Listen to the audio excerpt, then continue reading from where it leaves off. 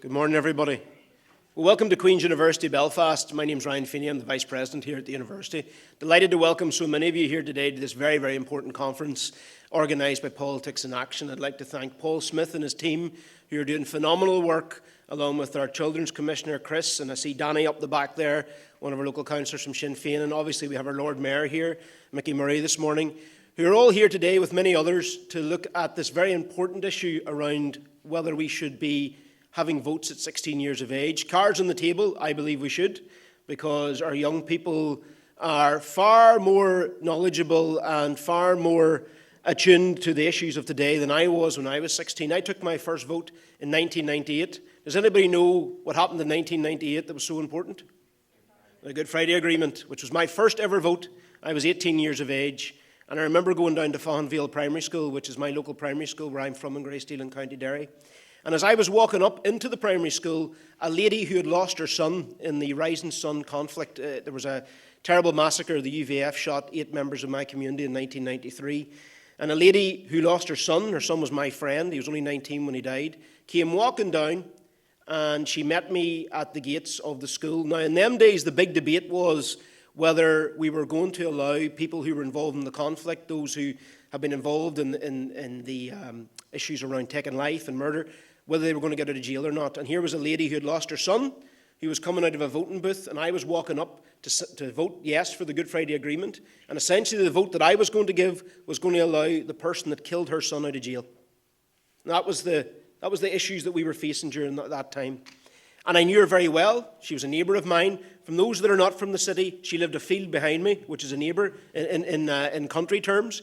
And she met me and she said to me, "I hope you're going in to vote yes, because I want no other family to have the challenges or face what we faced." And I was immensely emotional, very proud of that lady and what she said to me, and I went in and voted yes. And that was a day I'll never ever forget, because the world changed after that. The world became a different place for all of us. And then I went up here to Queen's, to university, to St Mary's over in the west, and then finally came here to Queen's. And the whole world changed, and the opportunities were boundless, and things were completely different because we entered a completely new era. And 26 years later, we're sitting here today in this university with all of you. And I'm 45 years of age. So when you're my age, which will be a long time from now, you'll reflect back on the opportunities that you had and the opportunities that you got to vote. And your voice is so important. But it's important for this reason. You are the voice of positivity. You are the voice of change. So I want you to have a vote at 16 years of age, but I want you to understand the responsibility that comes with that vote.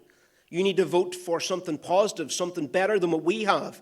You need to be the people that are progressive, that think about the future, that help your colleagues, help your friends, that eliminate all the issues that we face as society, because that is the responsibility that your generation will have. And I know from seeing the students in this university and the students in the schools and the students in the further education colleges that we work with, that you have boundless potential.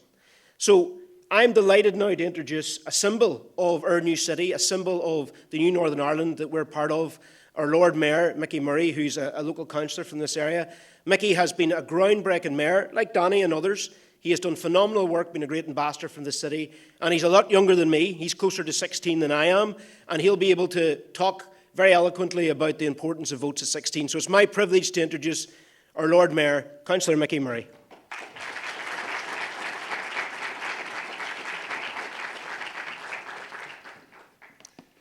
Thank you very much, Ryan. Good morning, everyone, and a very warm welcome to Queen's University, Belfast, for the Votes at 16 conference. It's fantastic to see so many of you here today, and so many from right across the UK.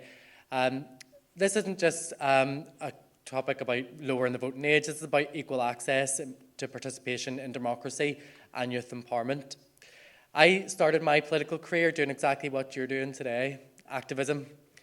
As an LGBTQ person, I felt the injustice that my community faced and still does face to this day, and I got involved just like you're doing today. My youth work career spanned only around 4 or 5 years alongside Paul Smyth, but it was the most influential years of my life and prepared me for the job that I do today.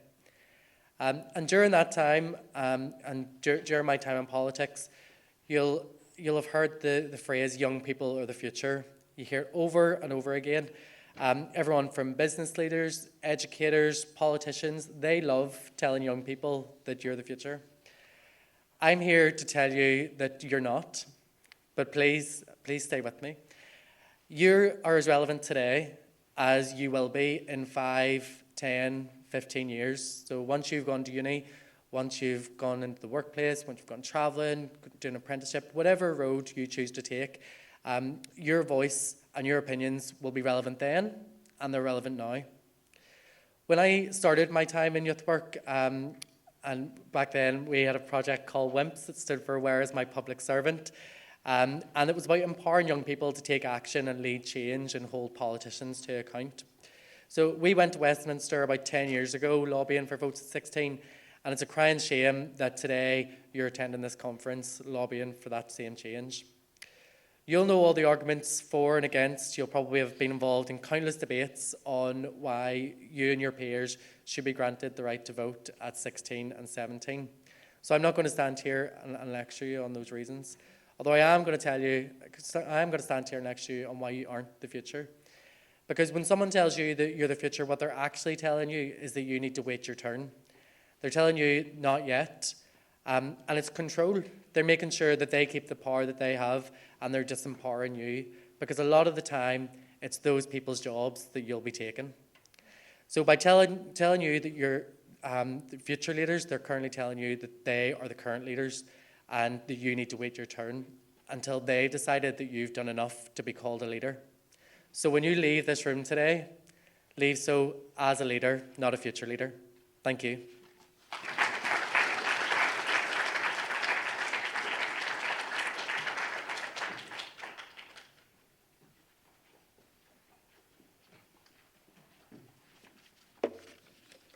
On behalf of our Votes at 16 youth campaign group, I'm delighted to welcome you all to today's conference. For the past several months, our campaign group has been working on campaign strategy, writing articles in newspapers across Northern Ireland, gathering hundreds of signatures on our digital petition, and of course, planning today's conference. Today you'll hear from some really inspiring speakers, including guests who have joined us from Great Britain. We'll not only be discussing the issue of the voting age, but also civic and political education in the curriculum. We hope to have some really interesting debate and discussion today. We want to hear a diverse range of opinions and views from people who are supportive of Votes at 16, but also from people who aren't quite convinced. We hope you enjoy the day, make good connections, and maybe even friendships. Finally, I'm very pleased to introduce you to the Northern Ireland Children's Commissioner, Quinn.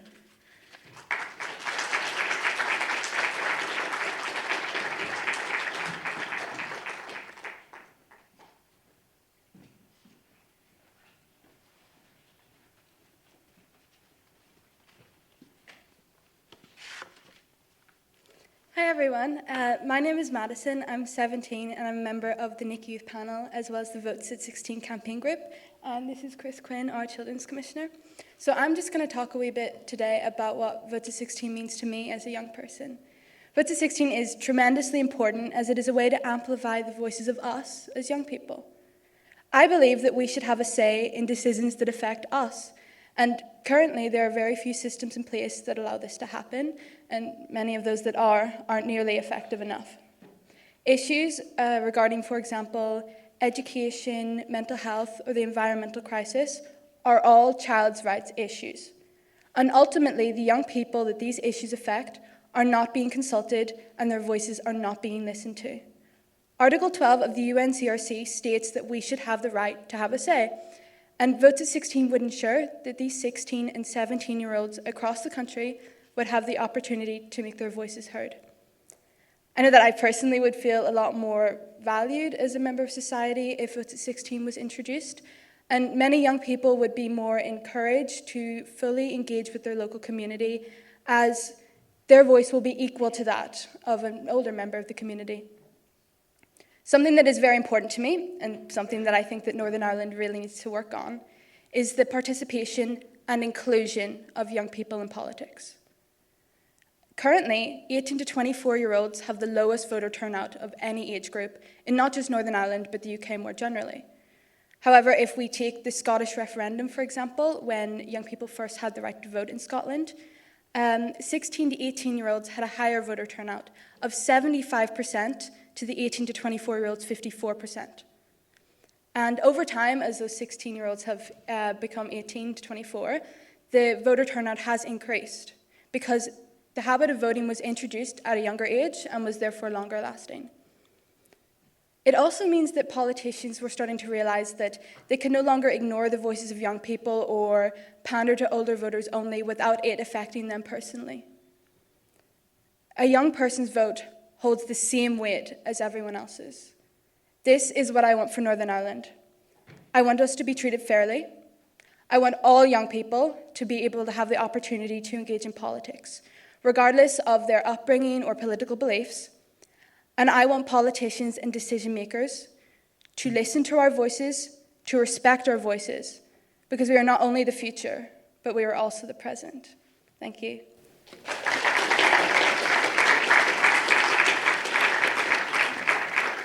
I'm going to hand over to Chris now. Thanks, Maddison, and thank you to everyone. Thanks especially to the young people that are here. Eva, I heard you on the radio the other day and you were amazing.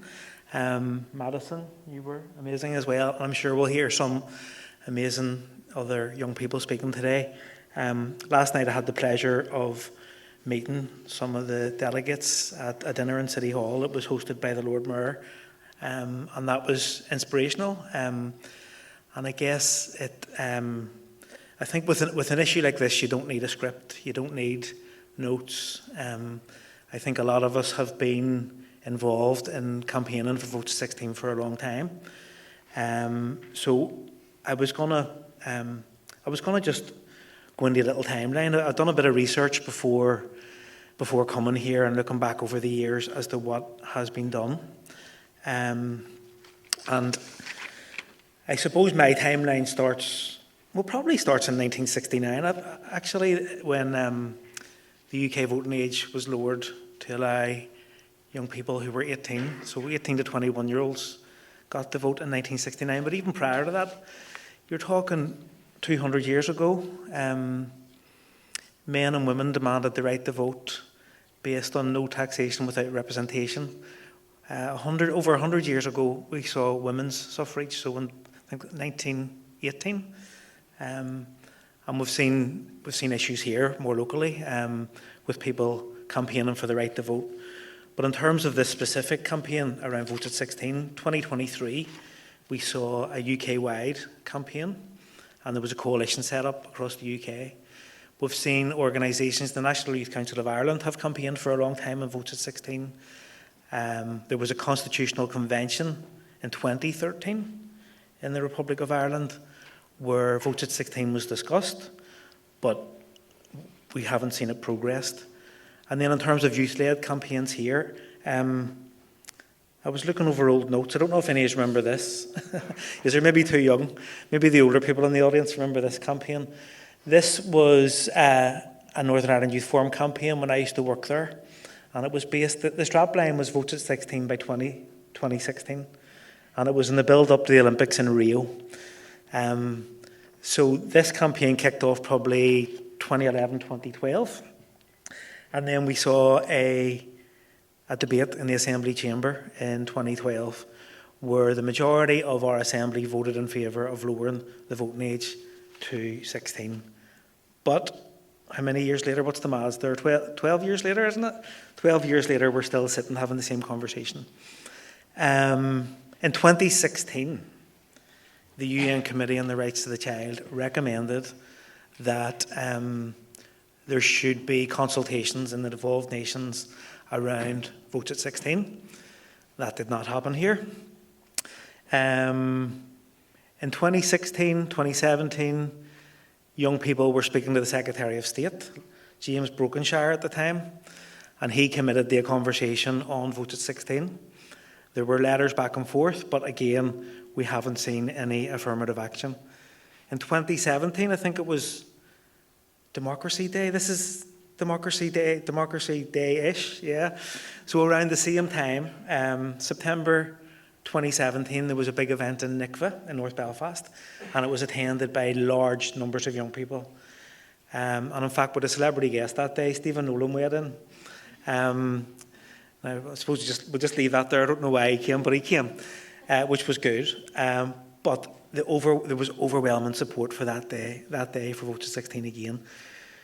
British Youth Council have campaigned for this for years. And their campaign was very, very strong, probably up until around 2019. And the momentum has been lost a little bit, I feel, at times. I was able to dig out letters that went to Boris Johnson, one in 2022. There was letters to each of the Secretary of States. And in 2019, I know I'm going back a wee bit, in 2019 there was a UK-wide debate in the Old Bailey. And it was hosted by Partnership for Young London. Young people from across the UK came together and debated this issue. What do you think the outcome was? Hands up if you think people were in favour for Votes at 16 at the Old Bailey event. Hands up if you think they weren't in favour. And there's a few abstentions there. The overwhelmingly, the Old Bailey debate, the jury decided that Votes at 16 should be progressed. Emer Crozier, who's here? Emer, hi. In 2019, where were we? In February 2019, Emer? Or 2023, sorry. 23, thank you, Natalie. Not 2019. Where were we in 2023? We were in the Pally Wilson in Geneva presenting to the UN Committee on the Rights of the Child. And what did you tell them, Emer? To introduce Votes at 16. Yep. So my point is, this has been a long-running discussion. And I hope that sometime in the future our children are looking back and going, why finding it strange that 16 and 17-year-olds here did not have the vote. As you can probably imagine, I'm totally in favour, and I agree that now is the time to make the change. I think in my role as Commissioner, I sometimes get frustrated that children and young people are not as visual or not as seen and heard in the policy-making process as possible. Our government have recently published a programme for government, and young people are largely invisible in that. I spoke to my colleagues from Scotland, Marcus and Ellie, isn't it? Yeah, last night, and we were talking about the programme for government in Scotland, and the Children's Commissioner there is going mad about free school meals being rolled back and all these things, and quite rightly. But I look at our programme for government, and it is nowhere near what we're seeing in Scotland in terms of the expectations for children and young people. So I'm going to make an assumption that a lot of people in this room have heard of the United Nations Convention on the Rights of the Child. Yeah, and those of you who haven't heard of it, it's the most internationally ratified treaty in the world, and that gives young people 42 rights. There's 54 articles and 42 rights in that. And when you break those rights down into categories, I would describe them as survival rights, so the right to life, the right to healthcare, protection rights, so the right not to be neglected, for children not to be neglected or exploited. Developmental rights, so rights around play and leisure and education, but crucially participation rights. So your right to have a say, your right to express your opinions, and in this context, the right to have a vote, I would argue. So, and I suppose that's why my office and I over the next few years are going to work really hard on incorporating the UN Convention on the Rights of the Child into domestic law, because I feel that would be a big part of the solution, and it would help to make children and young people more visible in the policy-making process, and it would protect your rights across a number of areas. So, back to the script. I said I didn't have a script. Yeah, I suppose today, it's really great that we're all here today, and I'm going to assume most people in this audience will be in favour. That might be an unfair assumption, but I'm going to put that assumption out there. I think what's really important for us is to win over the naysayers. We need to win over the people who oppose this.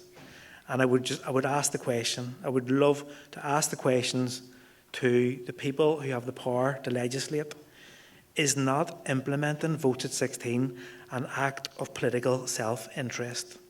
And the reason I ask that is because my opinion is that if young people had the right to vote, we would see more fundamental changes around children's social care, around education, around the health system, around mental health provision, around a lot of these issues that we're grappling with day in and day out.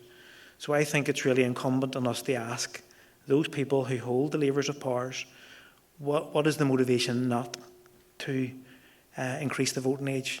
And sometimes I hear discussions around maturity, around hormones, around, I haven't heard anything really solid in my opinion as to why not. But what I would say is political education is a really important component of this discussion. And I think the discussion and debate around Votes at 16 should be part of wider conversations about democratic renewal and accountability for our political institutions. So I'm conscious there that I've probably went in different directions. Hopefully I've made some sense.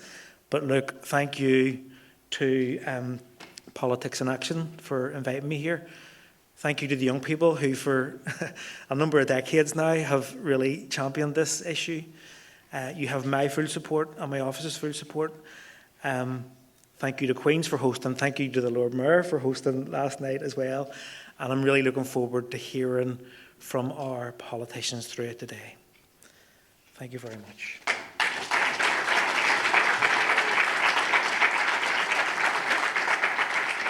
Hello, Votes at 16 Conference. We're so excited to contribute to this day by telling you guys a little bit about what's happening on this issue across the pond. We are a national advocacy group dedicated to extending voting rights to 16 and 17-year-olds at the federal, provincial, territorial, and municipal levels. We work with youth-led organizations, charities, student unions, climate activists, educators, and democratic reformers to make sure that politicians hear our simple message. 16-year-olds are ready to vote. In the last year, we've run 2 municipal campaigns, started half a dozen more, and changed minds all across the country. We've also hosted a summit of our own in our nation's capital. Our main struggle has been opposition from the federal government. Even though our Prime Minister was first elected based on his ability to engage and energize young people, he has directed his party to vote down our bill in Parliament. We've managed to keep our momentum by turning our attention to the places where we can win, in cities, towns, in provinces, and territories. As our movement grows and more people come on board, one thing is clear. This is a cause we can win, and soon. This is a global movement. Congratulations, Votes at 16 Northern Ireland, for everything that you've accomplished already. We wish you all the best for everything still to come. Kia ora, my name is Lola and I'm on the communications team at Make It 16 New Zealand.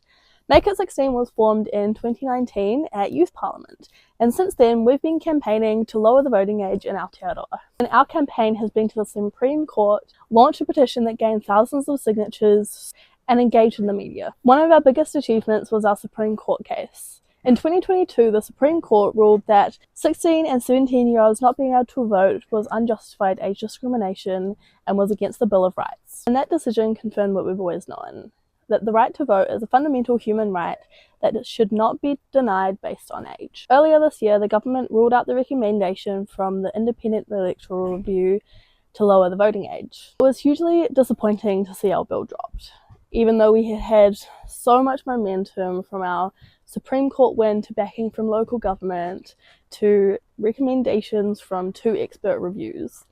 But our campaign lives on. We are still building support through grassroots connections and building up momentum for our next election.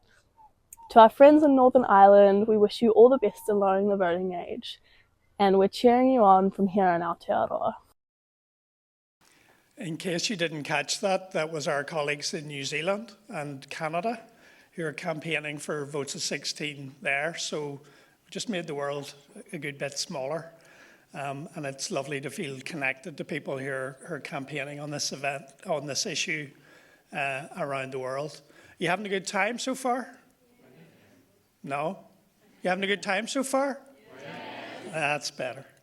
I have an immense pleasure now to introduce Jan Eichhorn to you. To those of you who follow the Better Peace podcast, you'll have heard him interviewed by some of our young people But Jan is probably a world expert on votes at 16. No pressure, Jan. And he did a wonderful interview for the podcast series. And as soon as we got the funding for the Votes at 16 campaign, we knew that we wanted to get him here to Belfast, along with a lot of the other people that we met on that visit. So we're going to hear from him. He's going to tell you about the history and the evolution of Votes at 16 around the world. But we're also hoping that there'll be enough time at the end where we might get a couple of questions in. So as he's speaking, if there's something you're bursting to ask, keep that until he's finished, and we'll hopefully get those questions in. And then we're going to move into our panels after that. So Jan, you're very, very welcome to Belfast, and we're looking forward to hearing from you.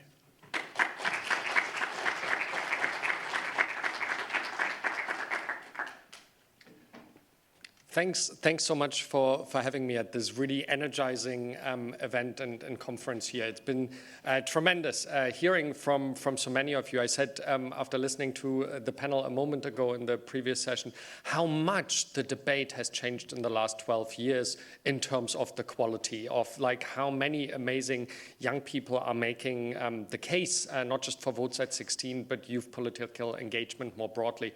I had the privilege at the end of May being in Ottawa at the summit the colleagues from Canada talked about, together with the colleagues from New Zealand.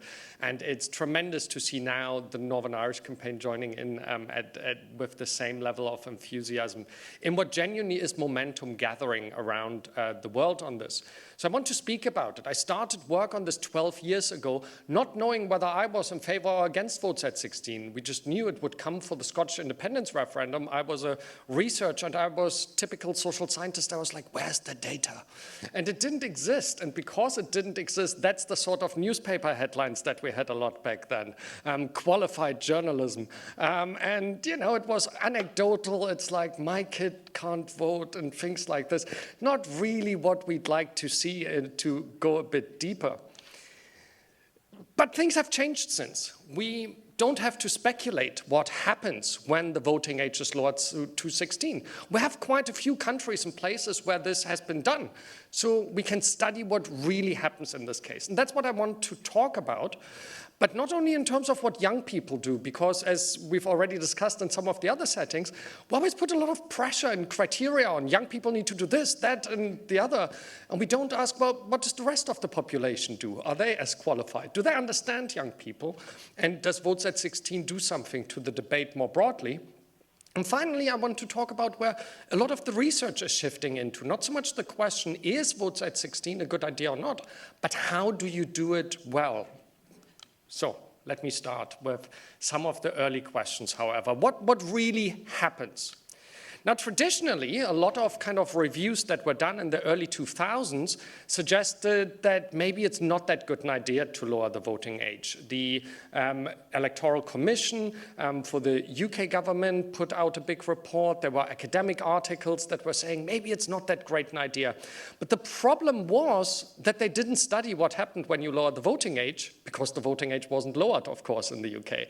Instead, they looked at 18 and 19-year-olds, 18 to 24-year-olds, and kind of extrapolated back from them and their behavior. And it is true, 18 to 24-year-olds traditionally turn out in lower numbers than older voters. So they suggested if we give the vote to 16, 17-year-olds, we're going to make it even worse.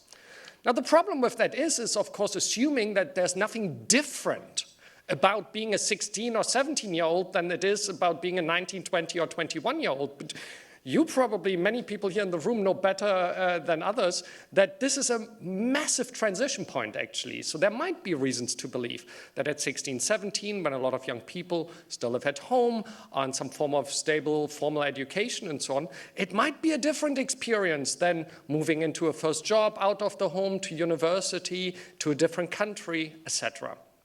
But as I said, we don't have to speculate anymore. The longest standing experience of votes at 16 is actually in several Latin American countries. In Brazil, for example, the voting age was lowered following the transition to democracy because students were so instrumental to the anti-dictatorship protests that the franchise was extended to them. But other countries have followed. In Austria, 16-year-olds can vote in elections at all levels. In Germany, it's always very complicated in Germany. You can do it in some states at municipal level and others at regional level and so on. But we obviously have the experience in Scotland as well. And that's where I started studying these things. Now, initially, the voting age was only lowered for the Scottish independence referendum 2014 with support from both independent supporting parties, Scottish Nationals and the Greens, but also independents opposing parties like Labour and the Liberal Democrats. What we could do after the referendum was a really interesting study where we did a representative survey of 16, 17-year-olds in Scotland and their peers in the rest of the UK. And what was remarkable, this was in February 2015, is that on a lot of metrics that we look at typically in terms of political engagement, those 16, 17-year-olds in Scotland really showed higher levels, for example, of saying their likelihood to go to vote than their counterparts in the rest of the UK. 2/3 said, I would definitely go vote if I was given the right in the general election in May that year, whereas in the rest of the UK only 40% of 16, 17-year-olds said this. But also more of those young people had engaged in non-electoral political participation, petitions, demonstrations, and those other things, and they used a greater variety of information sources. However, and that's important, they didn't become complacent. The fourth line here was the agreement to the statement, politics is too difficult to understand for someone like me at times. And the Scottish young people still said that. A lot of them still found politics difficult. There wasn't a complacency or arrogance about it. But a big shift in the perception of whether young people should be given the vote. So there was a belief in Scotland that although actually politics is a difficult thing, 16, 17-year-olds should be allowed to vote. 2/3 of 16, 17-year-olds in Scotland said that after they were given the right, compared to only about 50% in the rest of the UK. I did a lot of work with colleagues in schools at the time, and the debates were often quite similar. Before the vote, there was this perception. I said this earlier in one of the sessions, I think for good reason, because young people were very self-critical about their own abilities. That's good. Being critical about what you can do is a good thing. It's a problem if you then therefore obviously think you can't engage, whereas I would argue most adults never ask themselves whether they have a competency about, well, most things they talk about probably. So there was an interesting change happening, and we see this quite often. Once votes at 16 is implemented, there is a sense of efficacy and empowerment that can stem from it. But, and that is obviously the strongest counterpoint at that moment, well, wasn't this all just about the Scottish independence referendum? It was a pretty exciting period, 2 years of campaigning, loads of debates, loads of events.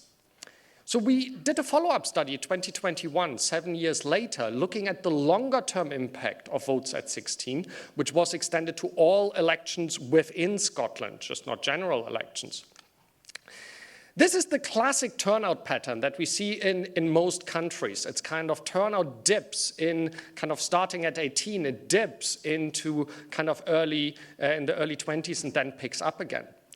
But what happened in Scotland now in 2021 is turnout looked like this. So we have in the middle this group of people who got enfranchised at 16. Their first vote experience was at 16, and they turn out in higher rates than they normally would have. In the past, in Scotland, we had the same U-shaped pattern that we always saw. What you see here shaded is in the kind of block blue color, that's the people whose first electoral experience was an election where enfranchisement was 18, because general elections in Scotland obviously are still at 18. And what is interesting, when you take all this together, you can do complicated models. I won't bore you with boring regression tables. That's for the geeky quantitative social scientist in me. But when you do this, you take other things into account, people's social background, their age, their gender. The effect is clear. Young people who were enfranchised initially in their first election at 16 or 17 turn out in higher rates later in life as well. So what this does is there's still that dip to some extent in early adulthood, but young people start from a higher baseline. That is the effect that we're seeing quite clearly in Scotland.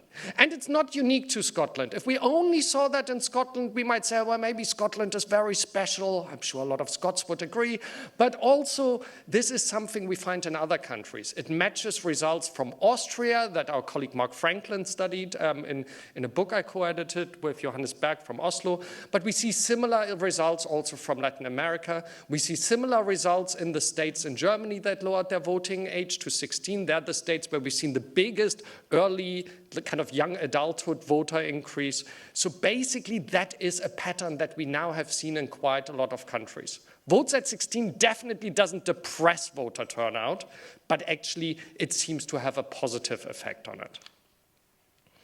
But as I said, let's not just talk about young people, because you might say, well, none of that matters. Shouldn't the only thing that matters is the right of young people to vote? I'm talking here about kind of the effects of it.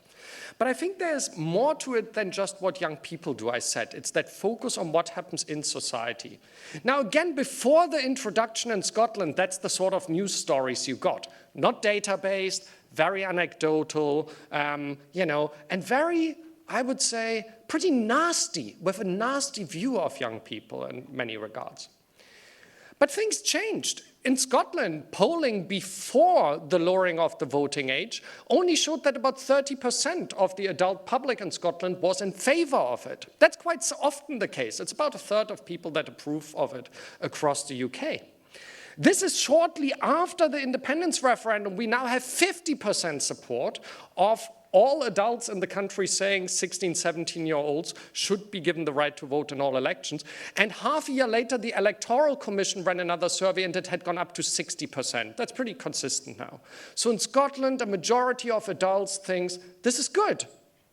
For one simple reason, probably. First of all, they didn't see that the world was caving in, the sky didn't fall down and so on because 16, 17-year-olds voted. The country didn't massively transform. But also, there were a lot of positive experiences. Positive experiences that also translated into politics. So we ran a lot of public engagements events, and we more and more often had adults coming to us saying, my child has started talking about politics at the time. They seem to be informed about certain things I haven't thought about. And you could say, yeah, of course, the classic idea that parents influence their children is true, but we know it's more important for whether you vote or not in the first place than who you actually vote for. That sort of transference of voting is actually getting weaker over the last 2 or 3 decades. What is important where parents have more influence is whether a young person goes to vote or not in the first place. And this is something political parties in Scotland caught on to. In 2015, when the Scottish Parliament voted to lower the voting age for all elections, the Conservatives joined in. It was a unanimous vote of the Scottish Parliament. The then leader, Ruth Davidson of the Conservative Party, said it was that positive experience. It was parents telling us this was a good thing. It was her realizing young people had something to say. And this was very important for her probably and many others, and maybe this sounds trivial to you, but they actually have things to say that are interesting. They're interested in us, and they're reacting to us if we reach out to them. We've just never done it before. I've met so many politicians in Scotland who said, we never thought of talking to young people seriously before. So that experience really did something. It set things in motion. We have some people here from the Electoral Reform Society. There was a moment where even some of Westminster Conservatives, former government minister Nicky Morgan and so on, joined in and supported votes at 16. That dwindled later on again, but there was a momentum of this debate getting wider. And that's not unique to the UK and Germany. We now have several states in which conservatives, the Christian Democrats in Germany, CDU, lead a government, and they're implementing votes at 16. Not because it's become their passion project, but because they're realizing there are a lot of young people who vote for them as well. In 2017, the most popular party amongst first-time voters in the German elections was Angela Merkel's Conservatives. So this idea that young people are this homogenous group who all vote for the same parties, it just isn't true, and more parties across the political spectrum seem to be catching on to this, that once you realize that it's actually an opportunity, it's an opportunity to engage. And finally, there was change in public attitudes, change in political parties' engagement, and change in the media engagement. We suddenly had long stories. So Jackie Camp did, this is a nice example, a really long story, spent several weeks going to schools in Scotland, talking to young people, and basically looking into what they thought and did and finding it really, really insightful. So the storytelling started to change. One of the biggest successes in this regard was something that BBC Scotland did. Because, to paraphrase one of the producers, they realized, well, we only talked about young people, with young people, he said, on exam results day or if they commit crimes normally. We never asked them about anything else, but they probably have views about other topics. And when we talk about something like Scottish independence, we should probably systematize this a bit more. So BBC Scotland put together this panel of 50 young people from across Scotland, a mix of gender, racial backgrounds, different incomes, regions, identities, and it was a huge success. They brought young people into the mainstream programming, and again, a lot of people said, wow, there are different voices, different ideas coming in on the same topics as everyone else talks about, but from a different perspective, different lived realities. And I had the privilege of working with the team around Generation 2014 to design some of this. And the biggest sign of it was the decision by the BBC to run the last televised debate they did before the Scottish independence referendum at the Hydro in Glasgow with an audience of nearly 10,000 young people, only 16, 17-year-olds. The final televised debate was only 16, 17-year-olds. And I can tell you from the discussions before, the producer said it's very simple. The young people ask better questions. And they ask questions they actually want to hear an answer to. And that was one of the things. It wasn't that young people were smarter or something like this per se, but they were asking questions they wanted an answer to. And they said that makes better television and actually challenges the politicians more. So it was a really marked moment where we can also see how media engagement can help shape some of those sorts of narratives. So Votes at 16 is about more than simply young people voting. I think that is one of the most important things here. Obviously, it's a good thing if turnout increases. I think most of us would agree with that. But there's more to it, also beyond the normative arguments, and that is that if done well, it can have a broader impact on societal and political debates. But for that to be realized, Votes at 16 on its own doesn't do the trick. It doesn't do anything bad, but there are certain things that need to happen for it to work really well. And one of the reasons is that even if turnout increases, the question is who turns out? And when we look at young adults in Scotland, we still see big inequality. This is from 2021. On the left, young adults in the highest socioeconomic classes by parental background, and on the right, the lower socioeconomic classes. The higher the graph, the higher the turnout in the elections. And this is a problem in most advanced democracies. We basically have a big disparity of who votes, and it's typically people in more privileged socioeconomic situations who vote more. But let's just look at the 16 and 17-year-olds in Scotland, and again, the same scale. We don't see the same degree of inequality yet. So that form of inequality seems to be setting in a bit later. And we know it's strongly correlated to whether your parents vote, whether you have friends around you that vote, and so on. So why then Votes at 16 can help with this, but what is the other thing we need? Well, we need something that can help shape actually or counter some of those classic family transferal of who votes and who doesn't. And it is, I haven't used it yet, but obviously education is one of the really important things. We've seen a big impact. Even people in their late 20s, if they remember having taken a class in school where they discussed political issues, they are more likely to turn out in elections in their late 20s. Deliberative civic education is incredibly important. The problem is, in Scotland, I've done a lot of good stuff about Scotland. We have a huge inequality in Scotland in terms of how much civic education you get in schools. And very importantly, each local authority gets to decide how political the political education is allowed to be. In the independence referendum, you had some areas where basically they had hustings in the schools, discussions about them, and other places where the word referendum couldn't be mentioned. The evidence is very clear. Qualified political discussion in the classroom is a really, really good thing. It has positive impacts. But you need this consistently across the country, because otherwise the schools that often do it are the ones that are already better resourced. So we see inequalities replicated otherwise. So this is one of the big things that applies everywhere, but it's also one of the messages where Scotland probably hasn't implemented things as well as it could to make these effects lasting. And we see this context, how much it matters in other places, led by my colleague Christine Hübner at the University of Sheffield, with collaboration with some people in Wales. Jess Blair is here from the Electoral Reform Society, who helped us a lot with this work as well. We looked at the introduction of votes at 16 in Wales. And overall, this was in a tremendously difficult context. COVID, lots of young people at home, not having the access to schools, not having access to their youth networks, youth-led organizations helping and so on. But also, the introduction had 6 months before the elections. The Electoral Commission didn't have time to do the sort of outreach that they could do. It's one of the main things. A good implementation of votes at 16 takes some time. You need to give it time to work through the civil society networks with teachers and so on. It was really difficult, and you see some of the quotes from young people we interviewed in a set of focus groups around it, who really didn't have the same advantages around the big efforts that were made in terms of voter engagement in Scotland, for example, in 2014.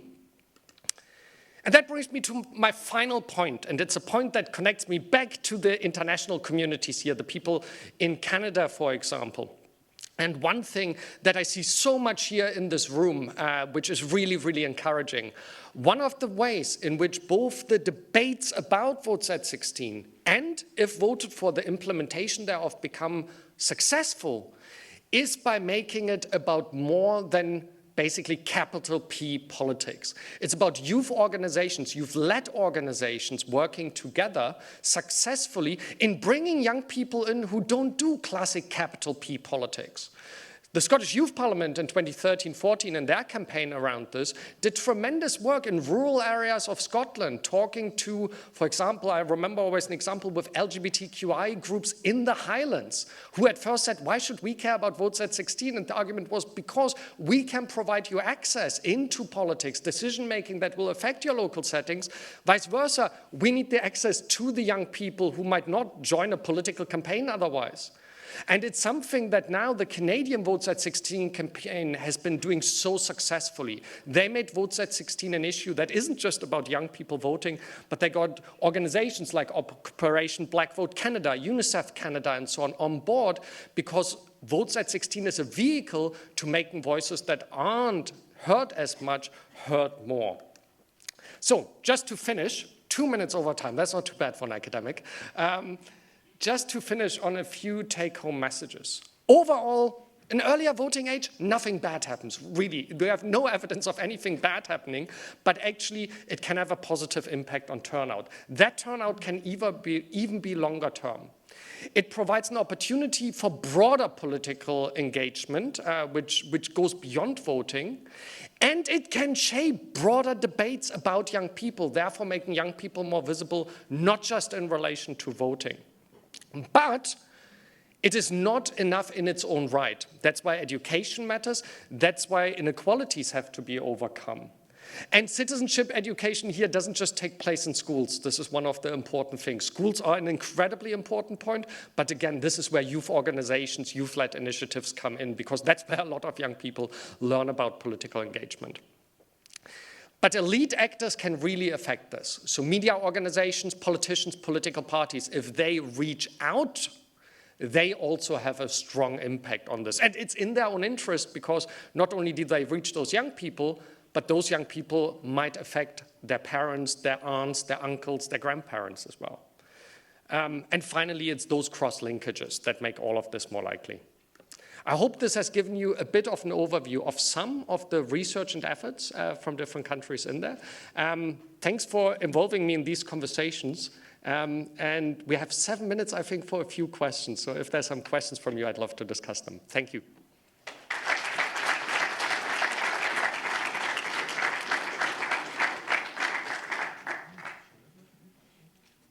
Can the 2 mic people stand up again? So we have some roving mics. Any questions?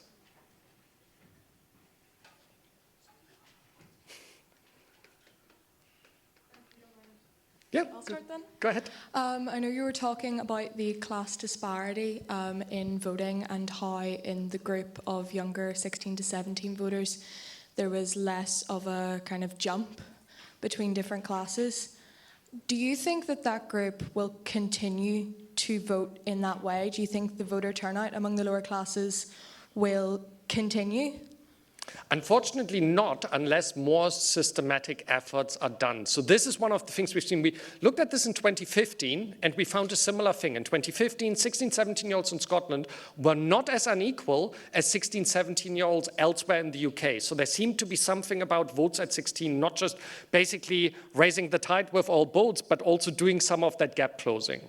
But it wasn't maintained into early adulthood. And the main reason we think is the massive inequality, not just in provision of civic education, but also the type of civic education, right? It's no use if teachers aren't allowed to discuss things, because young people are smart enough to know that, politics is about debate, that there are multiple opinions and so on. If that isn't allowed, that's the second thing. So it's that resourcing. And third is a really big thing, debate in many places right now in Scotland.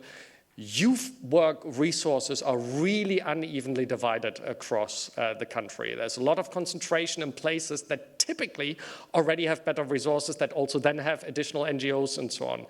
Now, there's been some great effort to counter this, especially from civil society organizations over the last few years. The Scottish Youth Parliament did some really good outreach work on this as well, but that's under threat actually in funding terms. So at the moment, my prediction would be that we see, unfortunately, those inequality transfers still happening, because we don't have this systematic countering of inequality, actually. So slightly pessimistic. Right? But we can change it. This isn't a natural given. This is something we can address if we decide to address it. Thanks so much.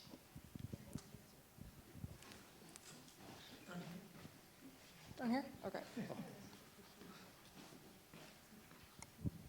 Hi, thank you so much for your presentation. I found it really interesting. I'm Ellie, I'm the chair of the Scottish Youth Parliament. So it's come up a lot, the Commissioner mentioned it in his speech this morning around UNCRC incorporation. So of course Scotland has just passed and implemented our UNCRC Incorporation Act.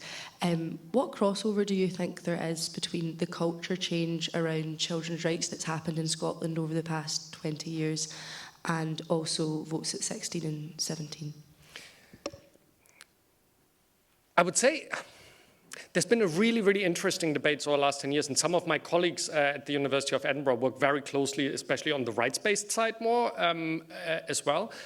There's been a very open discussion. There's been quite a lot of openness from the government as well around it, so, to be fair. And also some of the opposition in the Scottish Parliament that's been quite open to those debates. These debates were mostly held quite seriously.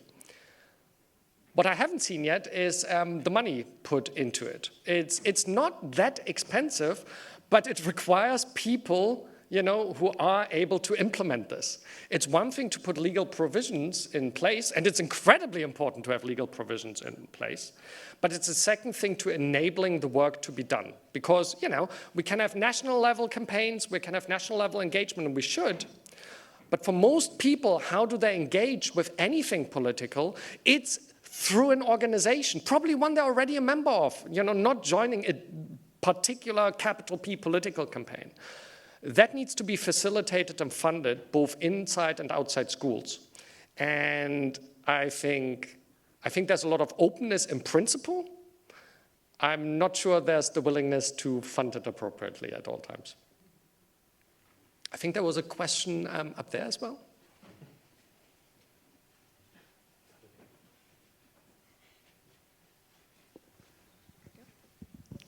What happens if irresponsible 16-year-olds take advantage of the vote?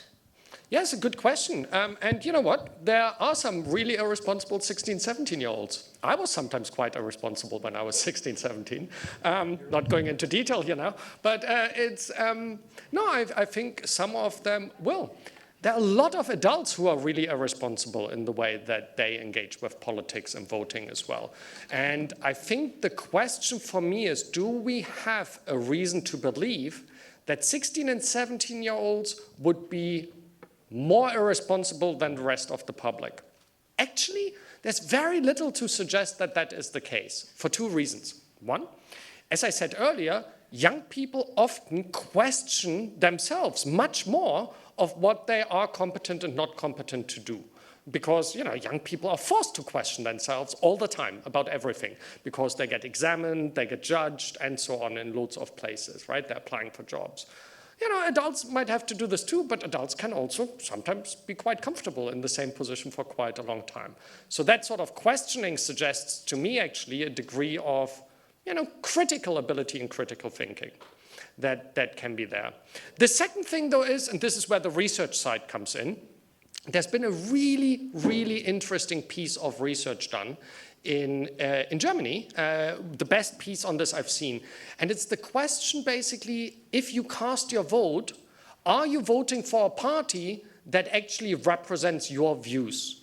Now, I don't mean by this something natural, you're a certain social class, you should vote for that party. That's a poor argument. But really, if we study what people's preferences are and then look who they're voting for, does it match? So there's a really big project done by Dr. Anna Lang at the University of Erfurt. And what she's done, she gave people across all ages a survey of questions about policies. And this is a survey that's given to political parties in Germany as well. It's a public instrument, anyone can use it. Lots of people use it to make their vote decision. Because you can say, these are my 30 answers to these policy questions, and then you get shown 84% overlap with this party and so on for those reasons. So she did this with 16, 17-year-olds, and she did it with the rest of the population, and then looked at who did they vote for, how close was the match. And basically, there was no difference between 16, 17-year-olds' ability to match their preferences to party and the rest. Now, you can interpret this two ways, by the way. 16, 17-year-olds are as good as the rest of the population in basically voting for the party that matches their preferences, or they're as bad, because there was quite a bit of a gap at times. But fundamentally, and that's the important point, the argument here is not that every 16, 17-year-old is a political geek and knows everything and so on. But there's actually very little to argue in empirical evidence that 16 and 17-year-olds are less capable of using their vote in an informed way than the rest of the population on average. So that I think is the important. So it's a really, really good question. But yeah, it's not one where we see a big difference. Right. Do we have time for one more question, or do we have to? One more. Okay.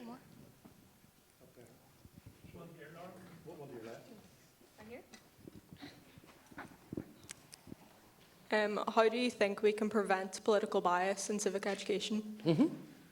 Really important one, right? The question of political bias in civic education. The main thing, one of the most important things, I think there are two things that are really important about that in civic education. One is very, very good teacher training, of course.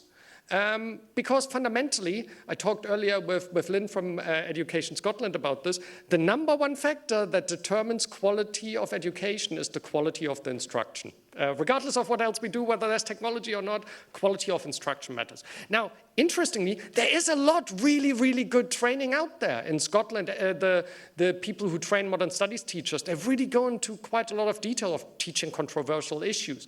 Places like Education Scotland provide materials for how to do this. So that is there, but it's essential. Teachers need to be equipped and enabled to do this well. But my experience is, having worked with a lot of civic teachers in multiple countries, they are often, it's not the problem that they don't want to do it. It's not that teachers want to influence young people inappropriately. It's often the other way around. They're really worried that anything they say could be seen as influencing and so on. But you're here in the room. Young people are a lot more robust than a lot of people think, and I'm happy to give the counter. The more important thing is to creating that sort of culture in which disagreement is fostered. It's bad to have a political education in which said this is the outcome that you need to have. It's really good to focus political education as a deliberative thing. We see that's when the positive civic effects come off.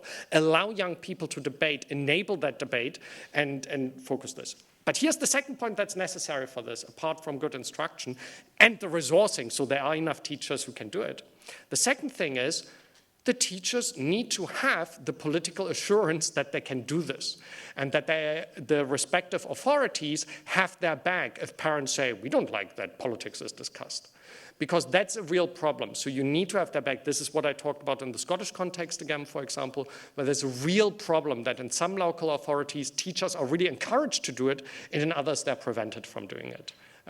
So this is the second thing. You need to, ensure that this is done in a way that this is given, not something that needs to be asked for, but the status quo. And a final example from the international sphere where Votes at 16 has helped enable something like this is a really positive example from Estonia. So in Estonia, the voting age is 16 for local elections. And the Estonian Youth Council, they obviously said civic education isn't good enough. Estonia has a big thing with the Russian-speaking minority and the others. Schools are partially separated. So a lot of controversial issues that teachers didn't want to touch in schools.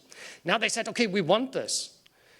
Now, some teachers wanted it, but the head teacher said, no, you can't do it, and so on. So what the Estonian Youth Council has done is a tremendous piece of work. They've started working with the National Ombudsman for Students and the Department for Justice in schools, and they've created guidelines that the students co-developed of what basically political education should be like. And that is now the status quo. They said that's the minimum we want. And because the head teachers found loopholes around this, 4 years later, they revised it. And this is now a consultative process in which young people are given a forum to stipulate, and there's a document that they can go and say, head teacher, this is what we need.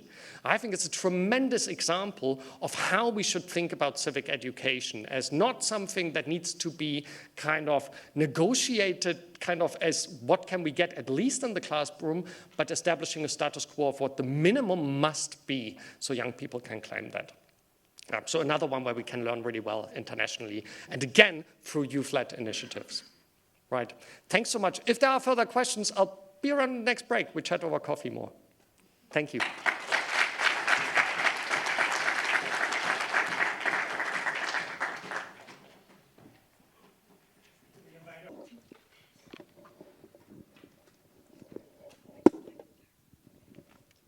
So we're going to have a bit of a conversation with some very interesting panellists right now, just about their thoughts and opinions of some of the things that have been mentioned. But first of all, it would be really important if you know who these incredible people are. So if we could go around and just everyone introduce their name and a bit about what they do. If we want to start here. Hi. My name is Oliver Mercer. I'm 17 years old. I go to Ieuenctid in Belfast, and I'm involved in Politics and Action's Votes at 16 campaign.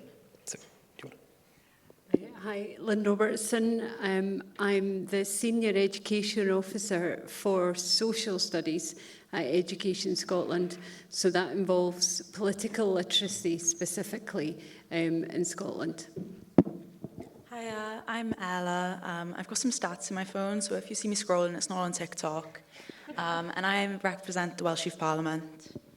Hi, I'm Anna. I'm a student at the University of Glasgow, and I'm an iWill ambassador with YouthLink Scotland.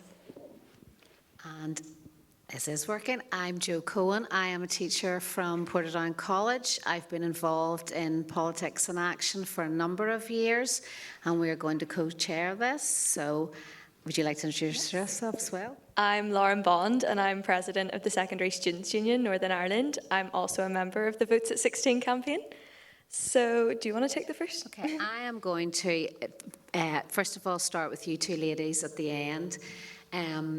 We're talking about the curriculum here today, and obviously I am the one that would be delivering, or I'm at the chalk face. So I'm going to first say to you two, you have the Votes at 16. What did the curriculum do, or how would you have, what does needs changed within the curriculum to make Votes at 16 available? Well, for me, when I was in primary school, I took part in People Council and got involved in that way, and that kind of sparked my interest in politics. And then when I got to secondary school, we did mock debates, and I remember my first project in modern studies was about Westminster and how the party system worked. We learned about the voting system, the value of democracy, and it was really interesting because we got to do a lot of debate in the classroom as well. And I really enjoyed the aspect that you got to learn about UK politics, but also Scottish politics, and we always felt that, you know, politics wasn't too far away for us because we were going to be voting just a few years. Well, in Wales, we're actually not really taught politics in our curriculum. I did politics A-level, but that was kind of the extent of what it is offered as. And that kind of ends up with a lot of issues because we do have a devolved government, and you end up with people leaving school, typically in my area from 16, going into work, and they have no idea where their taxes are going, what the different elections mean. I mean, I have friends who don't even know what the Senedd is. So it kind of, votes at 16, it's been amazing and it has had an impact in Wales, but it hasn't had an equal impact across different socioeconomic groups, which is something that I think we're hoping to change. That was really interesting. Thank you for sharing that. I was just wondering, amongst the young people, but also yourself, what would the ideal political education system look like for you? Just start with. Yeah, so in terms of political education, I would say that we need to break it down into 3 key foundational areas. So we need a thorough and rigorous understanding of the operational sides of democracy. So what it actually means to go to the polling station. Where are your polling stations? And what is required of me? What do I need? What kind of photo ID is acceptable? We also need to know more about our rights as citizens and about the responsibility of government to us, and just even like who our MPs are, or what an MP actually means, or what it means to be a councillor or a member of the Legislative Assembly in Stormont. And finally, I would say a key skill that we could teach young people in schools around political education would be media literacy. Because if we can teach young people to take a sceptical look at every piece of information they read on the internet in this age of misinformation, we can go a long way into setting ourselves up to have a prosperous democracy in the future. That's really interesting to me because in Scotland just now we're involved in a process of curriculum review, and we have a project on political literacy, and we've come up with 4 big ideas, which very much mesh with your 3. But for me, the big issue with political literacy is it can't be on its own. It has to be threaded through. So you learn about media literacy in English. You learn about, you can do political literacy in maths because you can learn about voting, about statistics, about bias. It doesn't have to be in modern studies. And our concern is for young people who don't take a social subject, but particularly not modern studies, that they find themselves, maybe their last engagement with what an MP does is in primary 7. And if you're going to vote at 16, you need more than that. So it should be right across the curriculum. Yeah, I think naturally you will have the basic stuff like how to vote, how our representative democracy works, but I also think it is teaching the value of a vote, because I think some people are kind of disillusioned with politics, and especially in young people that does lead to low turnout, voter apathy. And it's kind of teaching everyone that everything is political. I mean, you can hold different beliefs, like the price of a pint is too expensive, or the concentration of power in Westminster is supererogatory, but they're all political. And I think a lot of people don't recognise that, and showing how politics is weaved into our everyday life, I think that is something that we need to kind of learn from an early age. Okay, I'll go on to the next question. So Lynne, you've been involved in the curriculum in Scotland. How did you prepare or reform it for the votes at 16? And have you any advice for maybe Northern Ireland in terms of if we are going to prepare young people for the votes at 16, how we would do that? It's an interesting question because I was still teaching in school around the time that this started, and then I joined Education Scotland, and we had created a new curriculum for excellence, and the idea was that citizenship and political literacy was an entitlement for all pupils, and one of the issues for us has been how to deliver that. And Jan mentioned that there's a wonderful flexibility in Scottish education, but where you get in flexibility, you get inconsistency. So we have some schools and some local authorities that do this really well and some that don't.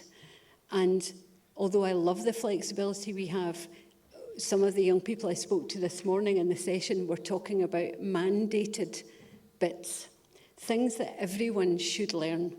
And, you know, much as you like flexibility, I think the important thing is that you agree a set of things, and your 3 ideas that you spoke about, they have to be available to everyone.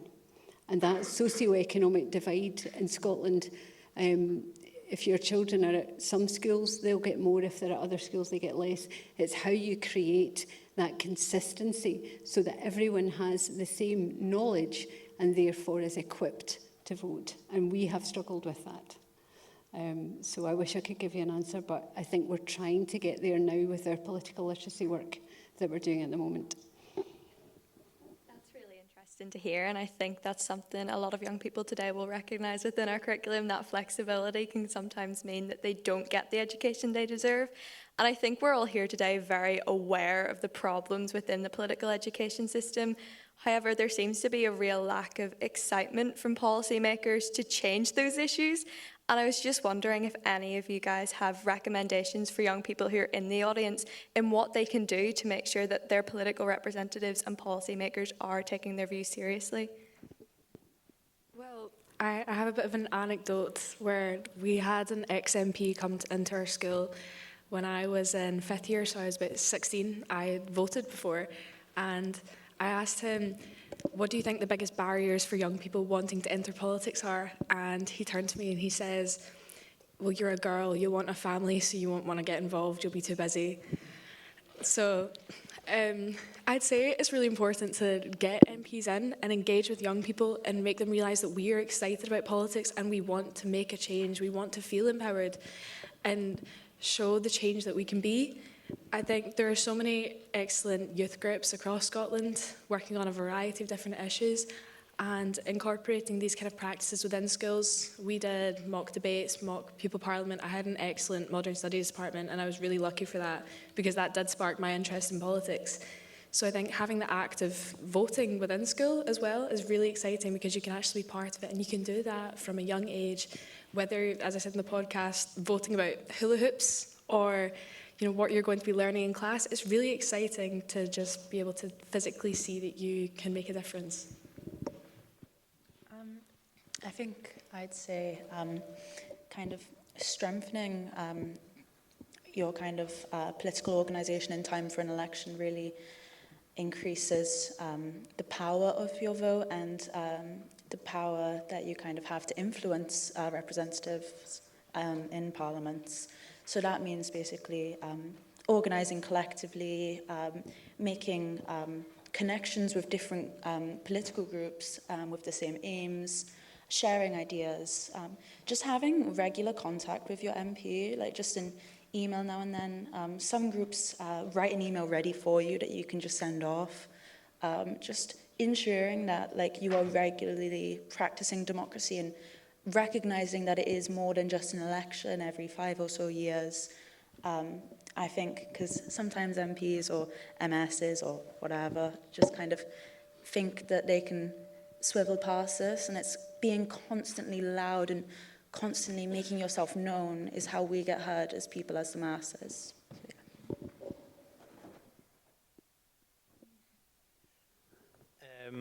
I think that one thing actually I heard last night at the dinner that I found very interesting was you were talking about the rallies in Scotland down the Royal Mile that preceded the expanded voter franchise. And I think that's just a great example of, while yes, young people are being denied their right to vote, we don't just have to be silent and sit and wait for someone who's older to make those decisions for us and to actually listen to us, that we can do our bit by getting out there and we can say our piece to the people who should listen to us, whether we have the right to vote or not. I'm going to lead on from that. You're talking about getting MPs and in to talk to you. We're obviously all very politically engaged. I'm really in favour of votes at 16, but some people would say that I live in a political bubble because I teach politics. So how do you think you can get your peers interested in politics, and can the curriculum in some way help engage all rather than just a few? Well, what I would say is that, yes, we do have a problem with young people. Even some schools do have a very limited form of political education, and what teachers from there will report regularly is that young people don't properly engage with it. And, well, I think there's a very obvious solution to that, and it's actually connecting young people to the outcomes, first of all, of politics. Because, you know, there's that old adage, if you don't do politics, politics will do you. And I think that sort of culture, very much, we should be telling young people things like that and how important it is and how linked politics is to everything in your life. And I think there's a very simple solution to engaging young people in politics and in their political education, and it's letting us vote. I think one of the issues for us, particularly around the referendum, was that some local authorities were extraordinarily harsh on how young people engage with politics. And some schools were they were thinking they were doing a great thing. We'll bring in all the representatives and they'll all have a chance to talk to young people. And then what would happen was, you know, the Labour representative would be sick and he wouldn't come or she wouldn't come. And there would be a parental backlash. My child didn't get to hear our point of view. So one of the things that we recommend is not that you bring external people in, but you use your politics students or your modern studies students to be the researchers and the presenters of what's going on in politics, and give them the opportunity, because they're already learning about it. But if you've chosen geography, you might be learning about Brazilian geopolitics, but you won't necessarily be learning about your own. So we want to upskill our modern studies and politics students to be the people who tell others in their school about what's going on in politics, and getting that information from your peers rather than from an adult MP or MSP who comes in to talk to you can be quite motivating. I think at the current state of our political sphere, it's very natural for young people to kind of be disillusioned by our representatives. I think there was, someone counted the amount of times there was policies directed to young people, or the youth were mentioned in every party's manifesto for the last general election compared to older voters. And there was just such a huge disparity, because the older voters, the grey voters, they have a higher turnout, and that is really what they kind of want to kind of capture. So I think, again, it is, I'm going to reiterate myself, it's just making your voice heard, and also extending the vote to 16-year-olds. That would mean that younger people would have more of a say, and maybe politicians would start taking into account the problems of young people, of education, tuition fees, 0 hours contracts, and I think just kind of, yeah, actually getting out to vote when you guys do get to vote at 16, and there's all the other ways you can participate.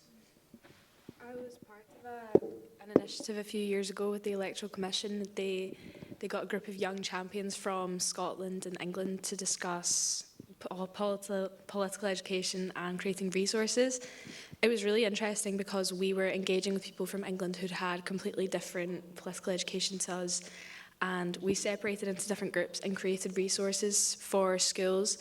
And I think that was really good because you're making it accessible for young people, and it's made by young people, so it's going to be engaging and it's going to hit the demographics. Because I think there's a common misconception that young people aren't that bothered and don't really want to take the time. But it was really fun to make these resources and see that people were learning from us as well, as you were saying about getting politics students and engaging with young people, because realistically you need to make it accessible for wide groups, because you want politics to be intersectional, you want inclusivity.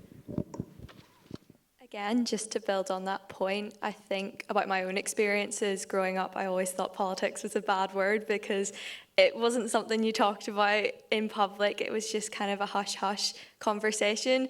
And I understand how so many schools might feel in that position when it comes to political education. They don't know where to start because it is a difficult conversation to have.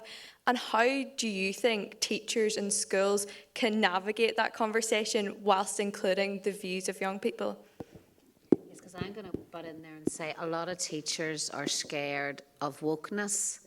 And I offend quite a lot in my class, but a lot of teachers are scared to say something because it might offend someone or there might be parental problems with it. So how do we navigate that, and also that young people are aware of different opinions?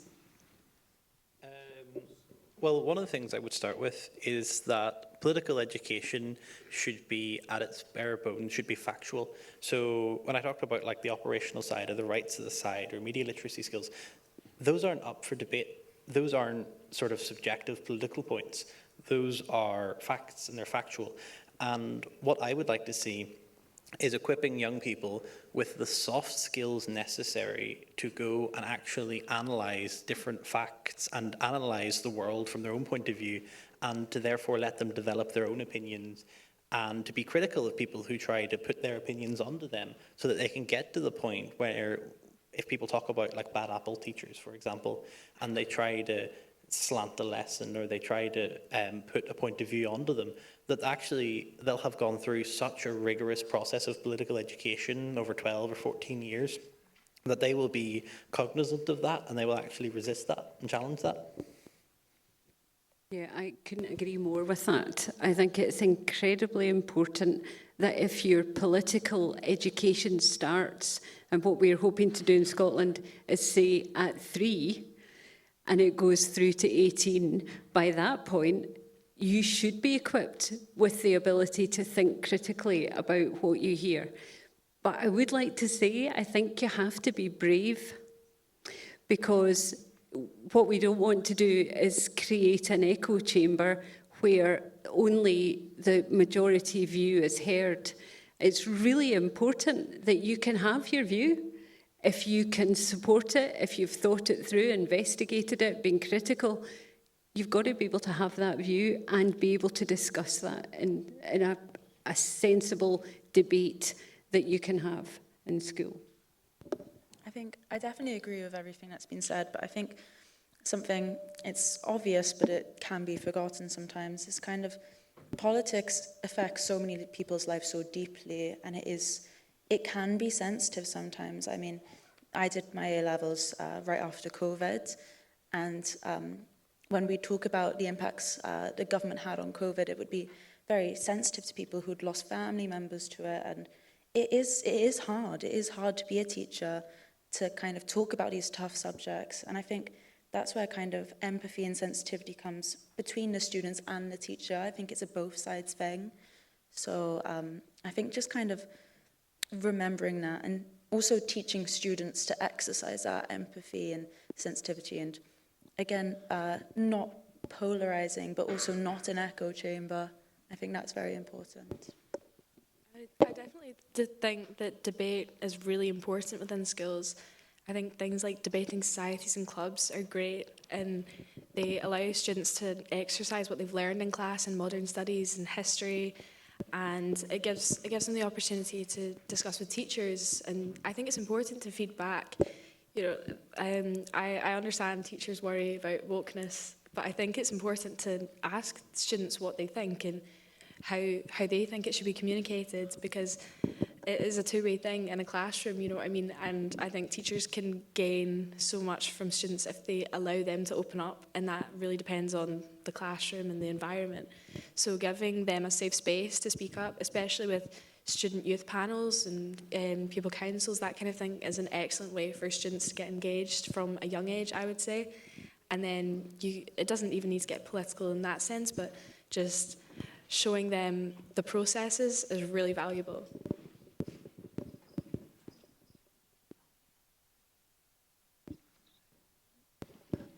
So does anyone in the audience have any questions they would like to ask our panel?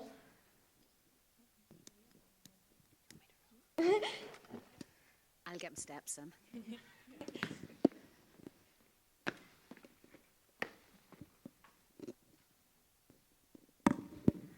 Hi, I have a bit of a two-part question. Firstly, as Ms. Robertson mentioned about how Education Scotland was looking at threading in political literacy into different subjects through their curricular reform that you're doing. While doing so, have you seen the importance in all the education boards across the UK doing the same and giving political literacy the same importance as mandatory subjects like English and maths? As well as how does Education Scotland actively involve young people in reforming the curriculum? I'm not sure about other parts of the UK. I know that England is looking at its citizenship education as a result of what happened recently. How we're involving young people, we've actually just asked the Scottish Youth Parliament to consult with us on this political literacy work we're doing, but the whole curriculum is being reviewed, so there has to be pupil voice in that, in every subject. To be fair with the political literacy work, we feel that probably the Scottish Youth Parliament are the very people that need to have a look at it. But we have 8 curricular areas and 11 core competencies, so we could actually fill up their time for the next 5 years and they wouldn't be able to do anything else. So we are looking at different ways, but political literacy is very much one that I've already spoken with Scottish Youth Parliament about, because I think they'd be very interested in the opportunity to review that.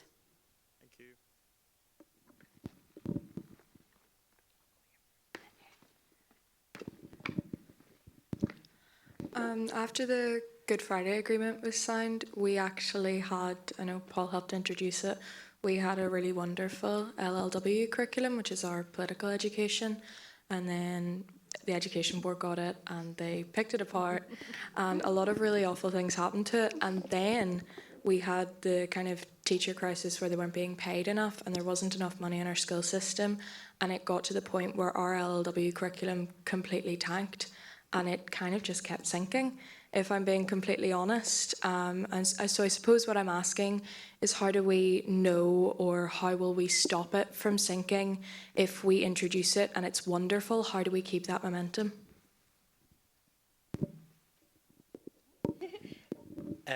So first of all, I want to say that I absolutely agree with you that there are lots of problems in the LW, and I was very privileged to attend a workshop this morning on that exact issue. And one of the things that I think is very important is that we haven't actually had the minimum content order from 2007 hasn't been changed in any significant way on the issue of LLW since it was made. And one of the things we need to do is to actually bring amendments to that would put it as a statutory requirement that these things that we've been talking about today are taught in every school across the country. We can't afford to just have it be patchy. We can't afford to just have the odd school and a couple of hundred students here and there. This needs to be everyone. So, thank you.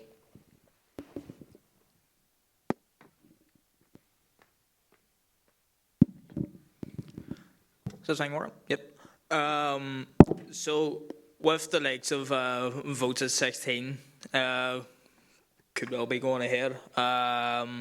Do you think that for political education, it should either be made like a more generalised, compulsory for first to third year, or do you think it should be integrated into the likes of LLW so that young people can get a bit of a general understanding of how the political system works?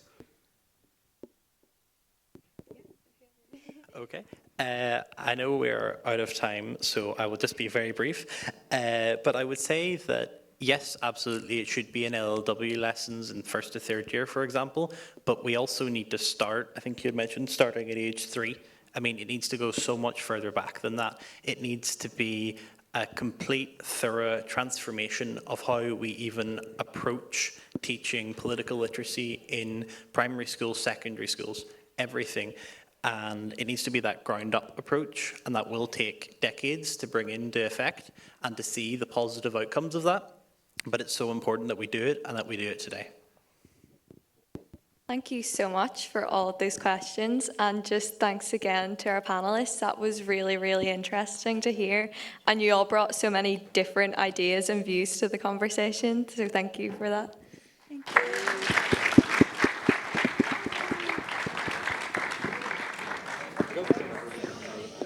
Okay. Well, look, this is our last panel before our break. So you get a wee bit of time out after this to listen and reflect on some of the great presentations and panels we've had so far. So my name is David McCann. I am a political commentator here in Northern Ireland, also do some work with Politics in Action, and again, very supportive of this issue. And we've got a political panel here today, so you're going to have a chance to throw some questions at them. Jan was saying, of course, young people ask better questions, so you've got a lot to live up to here today. So we've got a great panel here. We've got our Leader of the Opposition, Matthew O'Toole from the SDLP. We've got Sian Mullholland, who is the Alliance MLA for North Antrim. And we have Robbie Butler, who is the Deputy Leader of the Ulster Unionist Party. Can you please give them a big round of applause?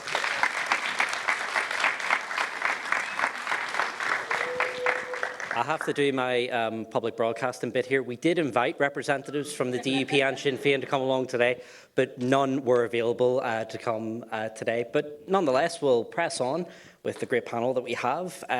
So just to start with, obviously, we're talking about votes at 16. The programme for government was out this week. There was no mention of this issue within it. And Matthew, I know you think there should be more issues in it. But why has this not gain the same traction? Because obviously it was a success in Scotland. Wales then copied it. Why has that not come over here, Matthew? Well, thank you, David. I'm delighted to be here. Politics in Action is an amazing organisation, and I'm really looking forward to very tough questions and a really good conversation. In relation to the programme for government, I won't get into a whole... I'll see this as a holiday from me having to do my day job, which is gurning about the executive in a constructive and robust way. I genuinely actually think... Start a game, but every time Matthew says constructive. Yes. Well... And he's going to be brief. Well, well, you know, I'll hold you to that too, Robbie. The answer to your question, I think, David, is, first of all, there's no reason why it shouldn't be. My party strongly believes in votes at 16. I think there's an unarguable case for it, and not just for the civic good of having 16 and 17-year-olds vote, but because I think it might help us to get to better policy outcomes, and I'll explain at some point what I mean by that.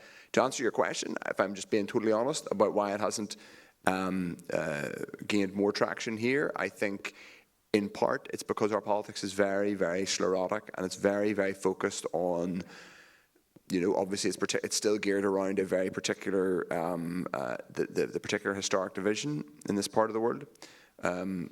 Not so much always about the precise constitutional question. I obviously have a view on the constitution, but often about stuff which is frankly a complete distraction from people's everyday lives and public services and their economic opportunities. It's about you know, people getting angry over whatever the culture, or, you know, we really patented and made, people talk about the culture wars being a distraction from everyday things in Britain and America. We really perfected it here long before they did, just getting everybody frothed up and wound up about something, and that's not to say cultural issues and identity aren't important. Of course, they're hugely important, but they don't need to be the thing that we spend all our energy on.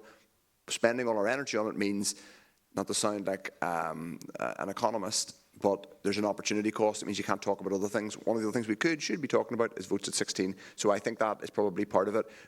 Bear in mind, we tend to spend a lot of our time frothing and getting very angry about the big thing that we're divided on at that moment. And then a little bit like an exam where you spend all your time on one question, and then at the very end you think, oh God, I've got 2 other questions. I've got 10 pages to fill here, and I've got 15 minutes. I've spent an hour and a half on flags. Now I've got to fix the health service, rescue Lough Neagh, build social housing, and all of the other things that we've got to do. Votes at 16, I think, is probably a victim of that. Jan, you're just in the Assembly, but part of your background was you've worked in youth work, and you've worked in kind of a similar programme to this, but not really. Where's my public servant? So what do you think about, again, same question, why is this not got tried? I know the Assembly's been down, but it's been in Scotland since 2014. The Assembly was up until 2017. It was there from 2020 to 22. No movement happened on it. Yeah, so I put up a post last night and realised that it was 15 years and not 5 years since it was 2009, and I was working with Paul, so I can't even bluff any of the work that I did because my former boss is in the room. But I've been working on this since 2009. It's something I'm incredibly passionate about. My party's incredibly passionate about. To be really honest, I think that it has been blocked by one party in the Assembly. Even back then, when we were interviewing politicians, both MPs and MLAs, there was one party, and that was the DUP, that was against votes at 16. And I do believe that it was that kind of that blockage has permeated right through. I mean, a non-binding motion went through the Assembly. The majority now of parties in the Assembly still support votes at 16, and I do think that there has been a blocker. And some of the things that Matthew was saying are incredibly, you know, we tend to focus on the things that the people are making the most noise about. And one of my concerns, even before I came into politics when I was a youth worker, was that because young people aren't voting, their voice isn't heard, so they're not making the noise. Whereas I think with social media, that was the biggest change. I saw the biggest change in political engagement when Facebook and Twitter and Instagram became more accessible. So you could suddenly, rather than having to go to the phone book and look up the address of your local representative, you literally could lift your phone, send them a tweet, send them a DM, and you had that instant connection with them. And I think that has been the biggest change. So I think that the young people's voices are getting louder, but I don't think that they've been taken seriously for a long time. And there used to be that phrase of young people have disengaged from politics. I've never agreed with that. I think politics disengaged from young people, and we have a system that was set up by predominantly older people who have had either careers, they've then went into politics, and I think that's changing now. We now have, in the Alliance Party, we have the two youngest councillors in Northern Ireland. We have the youngest MLA in Northern Ireland, and I think that politics, the face of politics is changing. It's changing what it's looked like, and so the focus is changing, and more young people are realising, actually, this matters to me and this impacts me, so I am going to make noise about it. So I think for me, it is about that blockage, first of all, and then it's about the lack of will. And now, most recently, I mean, I've asked questions of the First Minister about votes at 16. I've written to the new Secretary of State. I had written to the old Secretary of State, and it's now with the Northern Ireland. I do think it'll come in, but the fact that I'm still campaigning for this 15 years later is a disgrace. Robbie, same question to you. Why do you think that this really hasn't gained the traction that other issues have since you've been in the Assembly? Ren's hoping I don't say because it's a terrible idea. It's not a terrible idea. I and my party support it. I think it's just because it's the nature of stop-start government. So I've been in MLA for 8 years, and in those 8 years we've had 3 years of legislation, 5 years of stalling, and when you're then put into the space of having to do legislation, you have to do that bit that Matthew alluded to, which is prioritise what's important. And we saw in the last mandate, for instance, there were I think it was 2 years where we sat, and the compressed legislative timetable was, I would actually say, unmanageable, because we've already found in the High Court where a judge threw out a piece of legislation that most of us voted for, brought through by the Justice Minister, that wasn't just kind of right. And I don't blame the Justice Minister for that. I don't think we had enough time to debate, to do the scrutiny and do all of those things. Now, you could easily say, well, look, this isn't as complex, it's not as complicated. I do agree. But having been involved with the those parties that were entitled to position the executive coming back last year when we were talking about the missions, again, the thing that we were foisted with and forced to talk about was what can we deliver in a short mandate. Now, we didn't know how long that mandate was going to be because we weren't in the space of the DUP given the date and when we'd get back, even though they're coming under some pressure. So at that point, and I think you can see it in the programme for government, that basically reflects a lot of the conversations that were happening at that time, trying to look at what is achievable. So that's the stop-start politics of the last 8 years, and then if you look at that before that, it was ever thus. Unfortunately, it's never any different. But the interesting thing is, having sat on a number of these panels, I've never heard a really good, coherent argument why it shouldn't happen. I really haven't. Now, there are arguments and there are positions, and I'm not saying that there's not merit, but the demerits of those points ultimately outweigh them like 10 to 1. And with the, I don't know if you're going to develop this conversation further, but, and it's not to disagree with Shanna, except to say I've never known young people to be as politically engaged as they are now. When I grew up, we certainly weren't politically engaged. It was completely different, and I've enjoyed everything that I've done in terms of involvement with young people. And just to pick two, and I think it's always worth. You should always. I've said this 100 times, probably, giving credit to a couple of things that happened during COVID, and young people drove it, and that was Pure Mental NI and SSUNI. So there were two incredibly brilliant bodies that were developed by young people for young people who spoke into legislation and made differences. So it can't happen, guys. That's the key thing, the key learning of what has happened. And that's why it's worthwhile to have these debates and keep the pressure up. One of the interesting things, just looking back through, history, so much of the big moves, even in our peace process, civil rights movement, were all led by people who were incredibly young. They weren't people in their 50s and 60s. They were people in their 20s. People in their 50s. They were people in their 20s and 30s.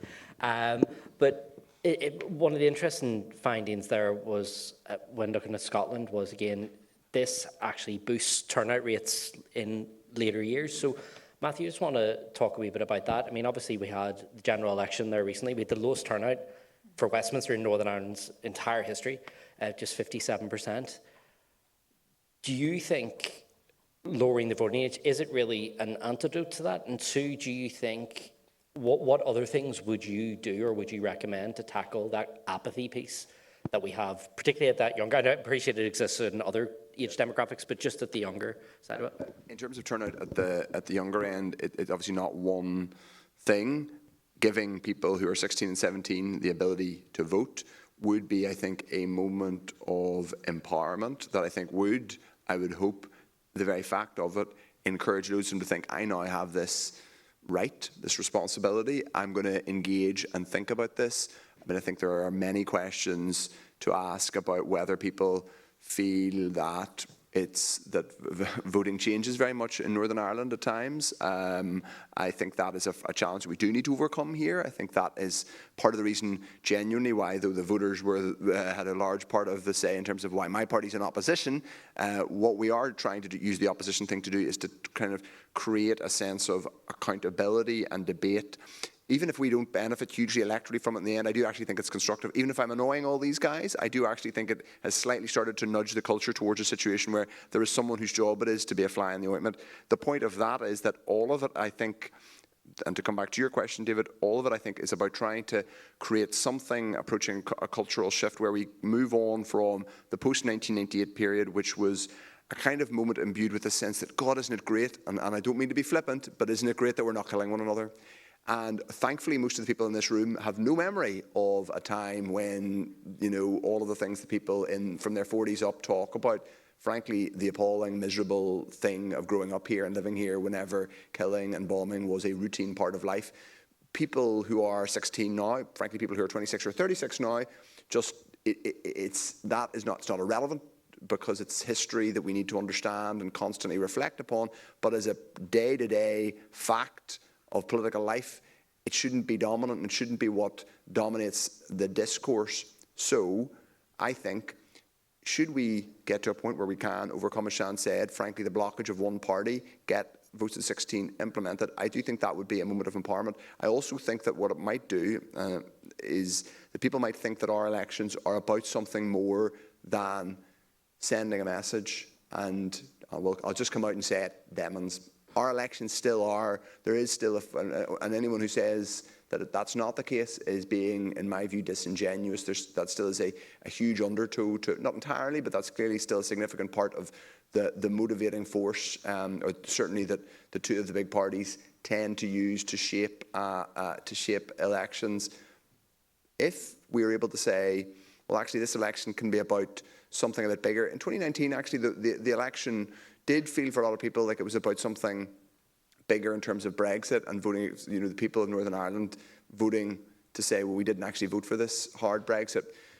But what I'd like to see is a situation where particularly people who are 16 and 17 are able to say, well, we want to talk about climate change, just to pick the ultimate structural long-term challenge that everyone on this planet faces, but we haven't really dealt with properly in this region. I think if people at 16 and 17 felt that they were properly engaged in a civic political discussion about things like climate change, but some of the other questions too, some of these other long-term structural questions that our politics frankly doesn't deal very well with, then I think that would encourage and increase turnout. But it'll be more than one thing. It's clearly going to be a multiplicity of things. Sian, same question to you about the apathy piece in terms of actually 18, 24-year-olds are some of the lowest. In fact, for the past few general elections, it has been the lowest turnout demographic.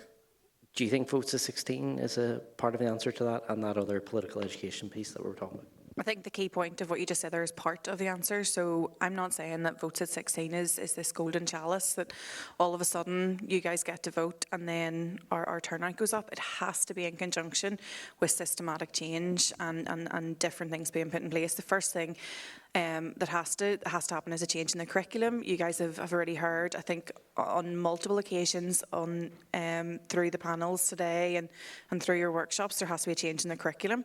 You can't just hand somebody, you know, the right to vote and not expect them to not need that information or to not try and find that somewhere. So I think if we can have that, I mean, somebody else was talking about in the previous panel, I think it was, what age would you start this at? I have a 5-year-old and a 7-year-old, and it won't surprise anybody who knows me that we do talk about politics in the house, you know, my poor children. But on an age, Peppa, for God's sake, Sian, please. Peppa's not allowed in our house because she's very cheeky. Bluey, we're a Bluey family all the way. But in a serious point, but we talk about it in an age-appropriate way. So we talk about, you know, obviously there's 2 boys and they don't agree on what to do. So we talk about, well, let's vote on it, or let's, you know, it's those things that you put in place now that normalises politics, but in a really normal way. And if you ask my 7-year-old what Mummy does, he says she helps people, because that's what he thinks politics is, because that's how we've kind of talked about it. So it's normalising politics, it's making it age appropriate, it's putting it in there right from the get-go, and I think that will instill that engagement first of all. The second is how the system actually engages with young people. The amount of times, even as a youth worker, I was sent consultation documents or invitations to consultation events that were during school time, or that were wordy and completely unwieldy, that were 33 pages long, that were just completely inaccessible for young people. So if we actually want to hear young people's voices, we have to go to where young people are, and we have to go to their level. But it has to be meaningful and non-tokenistic. So one of the things that I did when I was a Belfast City Councillor was to engage with the Belfast Youth Forum and the Northern Ireland Youth Forum, and actually work on a way that there was that meaningful engagement with councillors, that it wasn't just non-tokenistic. They had to meet on a quarterly basis with councillors to actually hear what was on the agenda, and I actually put forward then a motion that the Youth Council would have 1 motion per year that they would put forward themselves. So we would use our platform for their voice. Things like that actually get young people engaged in politics, because they actually believe then that it's not just sitting in a room listening to someone go, that's really important, and then they walk out and forget all about you. So for me, it's that non-tokenistic, meaningful engagement. And then it is also changing the face of politics. So it's not enough to just say, well, stick your name on a ballot. As soon as you turn 18, you know, join a political party and away you go. For me, it's the support systems and it's the mentoring and it's all of that you put around young people to actually get involved and stay involved, and also get involved in the right party. Even when I was a youth worker, and Paul can confirm, for me it wasn't about joining my party, it was about joining the right party for you. And it was about joining a party that you feel most aligned to you. No party will ever tick every single box. And I think, you know, myself and Claire Hannah have said this before, that joining political parties like getting into a relationship, that, you know, there are some things that you love about that person and that's why you'll be in a relationship with them. There are some things that, red line, if they did that, we're done. And there are some things you think, especially in a marriage, I'll change that from the inside, or I'll change that when a minute.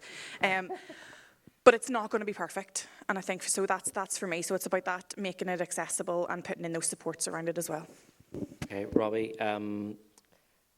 do you look forward to the day where you have to stand canvassing outside a school and stand doing nothing? And would that actually, do you think, because it goes back to what Sian was saying about going to where young people are and their level, do you think that would, do you look forward to that day, and do you think it would make a difference, that turnout piece? Okay. I don't think I have to look forward to it because I've been doing it anyway. I mean, I see every interaction in life as an opportunity to sell my wares. It goes back to my days as a butcher, selling sausages and steaks to people and whatever it was, and the sales. And that's where I think politics has failed with the low turnouts, not just of young people, but the electorate right across Northern Ireland, because people are disenfranchised from those who make the decisions that will impact and affect every part of their life. So whether wittingly or unwittingly, politicians by deliberate action or omission are either engaging in canvassing you guys now or not. And then the other part of that is the educative piece, which Sian has talked about, which is if we get to the point where we do change the rules in Northern Ireland where 16 and 17-year-olds can vote, there has to be an educative process to bring young people up to that point. And that is not for the purpose of saying that we're going to tell you how to do it. The reason for doing that is to try and empower and energise people to do it. The difficulty, and it was picked up with the last panel, is in regard to our curriculum. Because depending on which school you go to, for instance, you'll get taught history or politics, potentially, in a different way, and you'll be told different things from a different slant, and that has to change. It really has to change. And if we're going to do politics, politics also has to be the same. You know, as much as I would love you to learn about the values of the Union or whatever, Matthew might want you to learn about the values of United Ireland, and Sian might just say, look, we'll deal with it another day.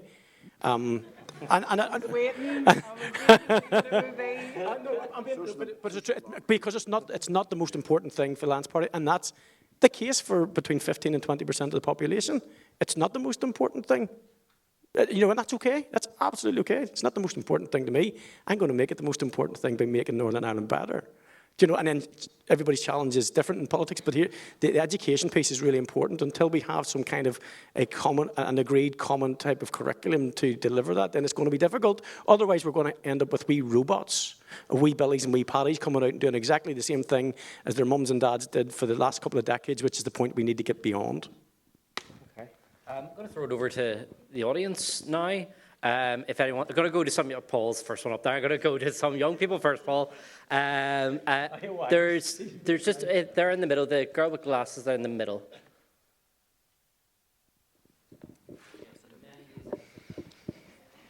Because of how impressionable young people are, how do you propose that we get rid of the natural bias that you're talking about in classrooms and just in communities in general? Because young people are more likely to vote the same as their parents, but how do you propose that they become more independent in their thinking?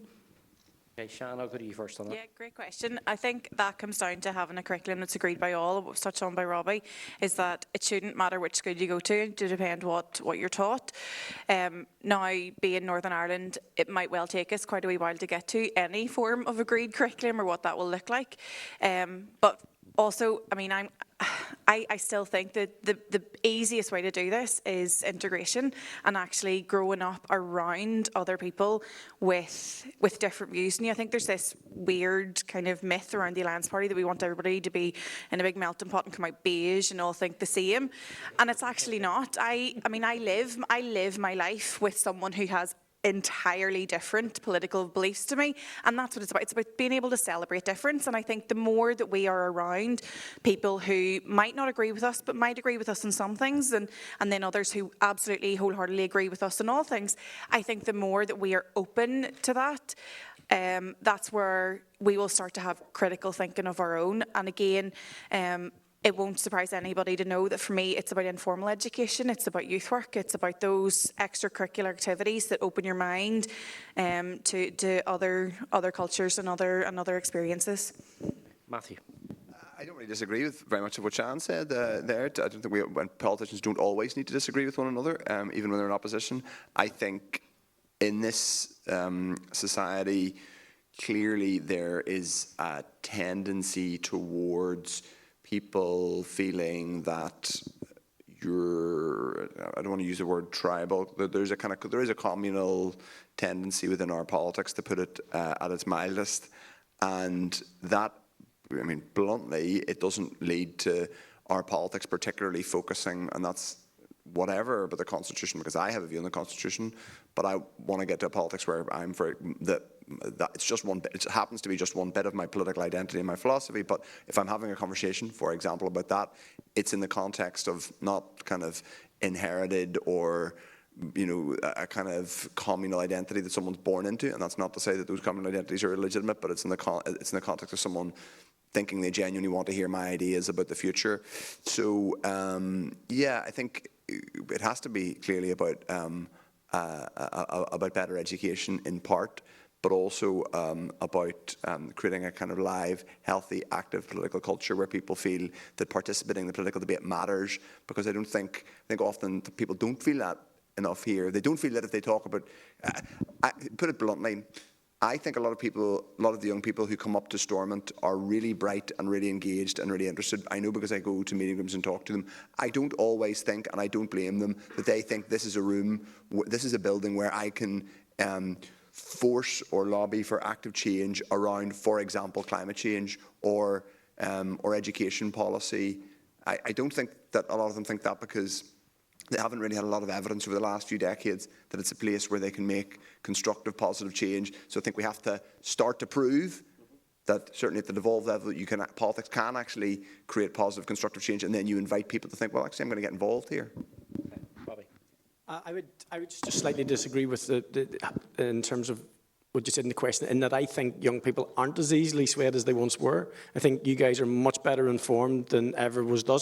The difficulty is you just have so much information thrust at you, and it's the manner in which the information is imparted. So you get populist stuff which is thrown at you, which is hard to disagree with, even if in the long term the effect would be detrimental. You get false information fired at you, more so than we would have. We did get false information, but you guys are getting bombarded with it. The difficulty for young people today is having the time to desegregate the data that they get and make an informed choice. And I do think that more homes are open to allowing their young people to politic a different way. And I've seen that particularly in my own town. I live in Lisburn, so I cover Lagan Valley, and I can see in schools, I mean, I'm visiting schools that I wouldn't have visited. I was schooled in Lisburn, so I'm very well received in St Patrick's High School, very well received, incredibly so, and I don't think that would have been the case 15, 20, 25 years ago, and it's about politicians being deliberate. And the other thing is politicians can change it.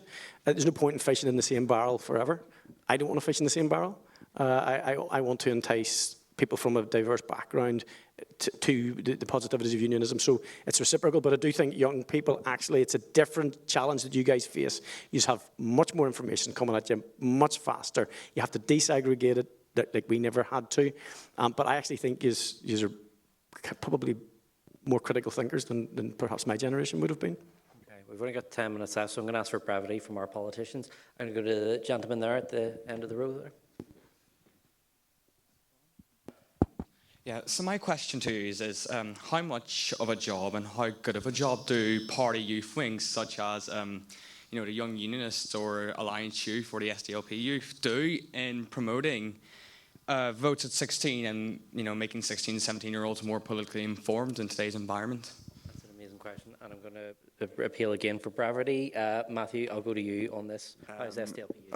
Well, there are a couple of them in the audience, so I have to be complimentary. They are very good, and I'm not just saying that they are terrific campaigners and and in a sense, I think the SDLP Youth, and I'm sure it's true of the other parties' youth wings, often when you want a reminder of the values and the things that inspire you, genuinely I love engaging with the youth team because it really does reconnect you, because it's people who have genuinely come to the movement, the party, a social democratic and labour movement for a reconciled New Ireland, to give it our spiel, and it feels fresher.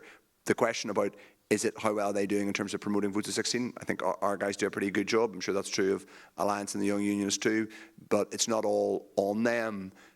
we are, in a sense, the full-time professional politicians. It's our job to, yes, take the activism and the support of our youth wings, but ultimately it's not their responsibility to everyone who has a part to play, particularly if you're a politically active person, but it's not their job to change the law. It's ours. Robbie. Yeah, I think it's probably slightly difficult to answer insofar as the three parties that are sitting represented here already have a position which is in favour of the vote at 16. So I would imagine that whilst the youth participants within all parties are on the same side, they probably have tilted their energies to other issues because that one's kind of in the bag in terms of lobbying. They don't have to lobby internally in their parties. But there has been effective lobbying by the young unions in the past, particularly around mental health. So I became mental health spokesperson in 2016, and in that space, certainly the evidence of what good lobbying looks like from youth groups within their parties is incredible, because it helps then to bring the energy to. So I would have been approached by a lot of young people, particularly in and around the mental health space, not just from the young unionists, but from other parties too, and that's where it became mainstream as a topic in 2016-17, even through the COVID space, and then we saw changes in legislation in 2021. So in that space, I think it's a brilliant question, except it'd be better if the DUP were here. Okay. I'm not going to add much, but can I ask you, what do you think? So with a thumbs up, great job, not awful, like need to do better? I believe mostly they do a good job. I've heard a lot of praise about the wings of the parties. I've seen a lot online about the work they do. Of course, you know, they fall in line with party policy, but they do a good job of promoting the party policy to people who might not know about it too well outside of the party. You know, promote the party's message, do your job for you at times, really, just with the younger generations, and in time for whenever they're eventually allowed to vote at 18 and hopefully 16 soon. Cool. Thank you. Okay, brilliant. Thank you very much. Great question. Got to go to the. Got to go there. What's wrong? Sorry, apologies. Sorry, over there. Over there. Yeah. Yeah. Where do you intend to get the resource for this? Because obviously rewriting a curriculum is going to cost a fair amount to finance and to manage, even from the human labour point of view. Okay, great question. Can I jump straight in and say that one of the things that we don't talk enough about is the cost of division in Northern Ireland, the replication of services, duplication of services, what we spend on keeping each other apart is ridiculous. But there are other ways that we can I think consolidate some of our resources. There's a piece of legislation called the Children's Services Cooperation Act that actually puts the onus on to the departments and on statutory agencies to work together to stop that duplication of services. There is plenty of wastage within our system, particularly around how we educate young people and around the space around young people. So for me, there are savings that can be made if we actually want to tackle those really difficult issues. But again, it's whether we're at that space yet. Okay, Robbie. So I think the Minister, if he chooses to do something, that will be pushing it an open door. Money can be found, and I'm not doing a Jerry Carl and imagining there's a money tree out there, because there isn't, because it's a fantastic question. But the reality is it's been picked up in the Independent Review of Education, and when something's picked up in a report as significant as that, then that gives a minister or someone like that the leverage, if you like, in the executive to try and barter for money. I don't think it would be a huge cost. To be honest, I don't think it's not something that's running into the tens of millions. We're talking probably in terms of putting a few. I mean, there's a guy just walked past in the corridor. You've got people who are retired, like Tony Gallagher, who would be minded and professionally capable and well respected to maybe pitch into that. We have to look at other ways of doing things too. But I don't think it would be a big cost, that one. But on Sian's point, I think it would be economically destructive not to do something like that. So I think there'll be massive savings in the long term. So it would be an invest to save and an easy one to quantify. Matthew. No, to be brief, I don't actually think it would be a huge cost. I think it's always a fair question to ask, but I think if it's specifically about a new curriculum or updating the curriculum around civic and political education, I don't think that would be a huge cost, and I actually think it would definitely be one of those things that the benefit would outweigh any relatively small upfront cost. Okay, I'm going to go over. Oh, someone's very enthusiastic up at the back. Go up to the growing classes there. I'm going to take 2 or 3 together. at this structure. So, go ahead. So, what do you think would be the biggest impact that allowing voting at 16 would have, both positively and negatively? Okay, I'm going to take the gentleman there in the middle. Amazing, thank you. I have a bit of an open question to the panel. That coming from traditionally progressive parties, do you believe there's room to debate with the more traditionalist conservative parties, such as the TUV and DUP, within the Assembly, since they've been blocking agendas with issues they view as more important? And if not, what steps can be taken to get close-minded politicians to engage with the issues of votes at 16? Okay, really good question. I'm going to do a final one there because from the... Go ahead. How well, I know that in Votes at 16, one of our kind of biggest issues with interacting with politics is we feel like we're not listened to. How well would you say yourself and the parties you represent champion young people's issues? And if so, how do you do it? And if not, how are you going to get better at it? Okay, right. I'm passing the mic down to Paul there for the last one, since he's the boss. Since he's the boss. So we'll give it the floor. Go ahead. Been itching. And I'm going to try to figure out how to ask this really quickly.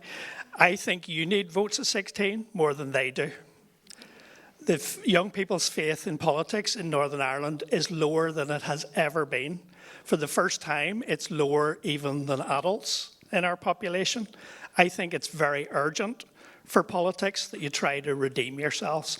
And I honestly don't know why you're not completely squandered that young people in Scotland have had this right for a decade. Young people in Wales have had this right for 4 years. Even on the Isle of Man and the Channel Islands, which are not the most progressive democracies in the world, 16 and 17-year-olds can vote. I hear the DUP scapegoated on this issue all the time. As far as I understand, they don't actually have policy against votes at 16. And I also don't know that any of the executive parties have actually tried to table this issue at the executive meetings. So I would like to see parties stopping blaming the DUP on this and actually being a wee bit more proactive, getting it onto the agenda and getting the legislation. There were a couple of different issues in there, and I'll give you just a wee bit of time. I'm probably going to go about 2 minutes over, Alan, but I will start with...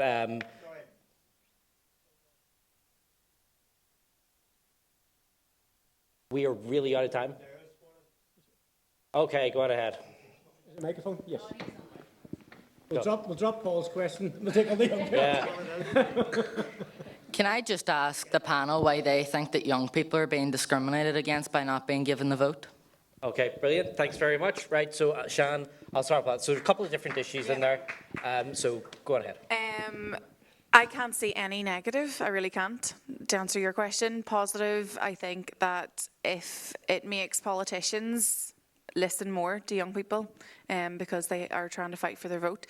Who was the next question? I was asking about engagement with TV. Yeah, and do you know what? North Antrim, you know, like that's pretty much my day to day when we're dealing with local issues, and there are some things that we agree on. There's going to be things that we won't agree on. For me, it's about getting people into the room to listen. But I actually think what's more important is for more of those parties to turn up to discussions like this and actually hear from people like you. And that's where I think that hopefully change will come. You can address whatever you want. You don't need to. And you know what, Paul? No, I'll take on Paul. I will take on your. I'll take on your point. And at a panel just before the election, it was the DUP was the only party, the only representative who disagreed. If they don't have it written down, I still haven't met a DUP elected rep who agrees with it or pushes for it. But yeah, listen, I don't. But no, and. I don't sit on the executive table, so it isn't something that I can tell you right now. But I know that other representatives of my party have, not just me, have written to the Secretary of State because that's where the change is going to come. So it's not just me, it's other representatives of my party have done that. Okay, Sian. Matthew, I will try and cover as much as possible. On the question, first of all, on this question about more conservative parties, so we're obviously a left of centre party, and we are pro votes at 16. It's also worth saying that there are many people who are 16 and 17 who are also conservative and traditionalist in their views, and that's totally legitimate. It is as legitimate to be a conservative at 16 as it is to be a progressive, a unionist, a nationalist, a libertarian, whatever. Any political position is legitimate so long as you articulate it in a peaceful and democratic way.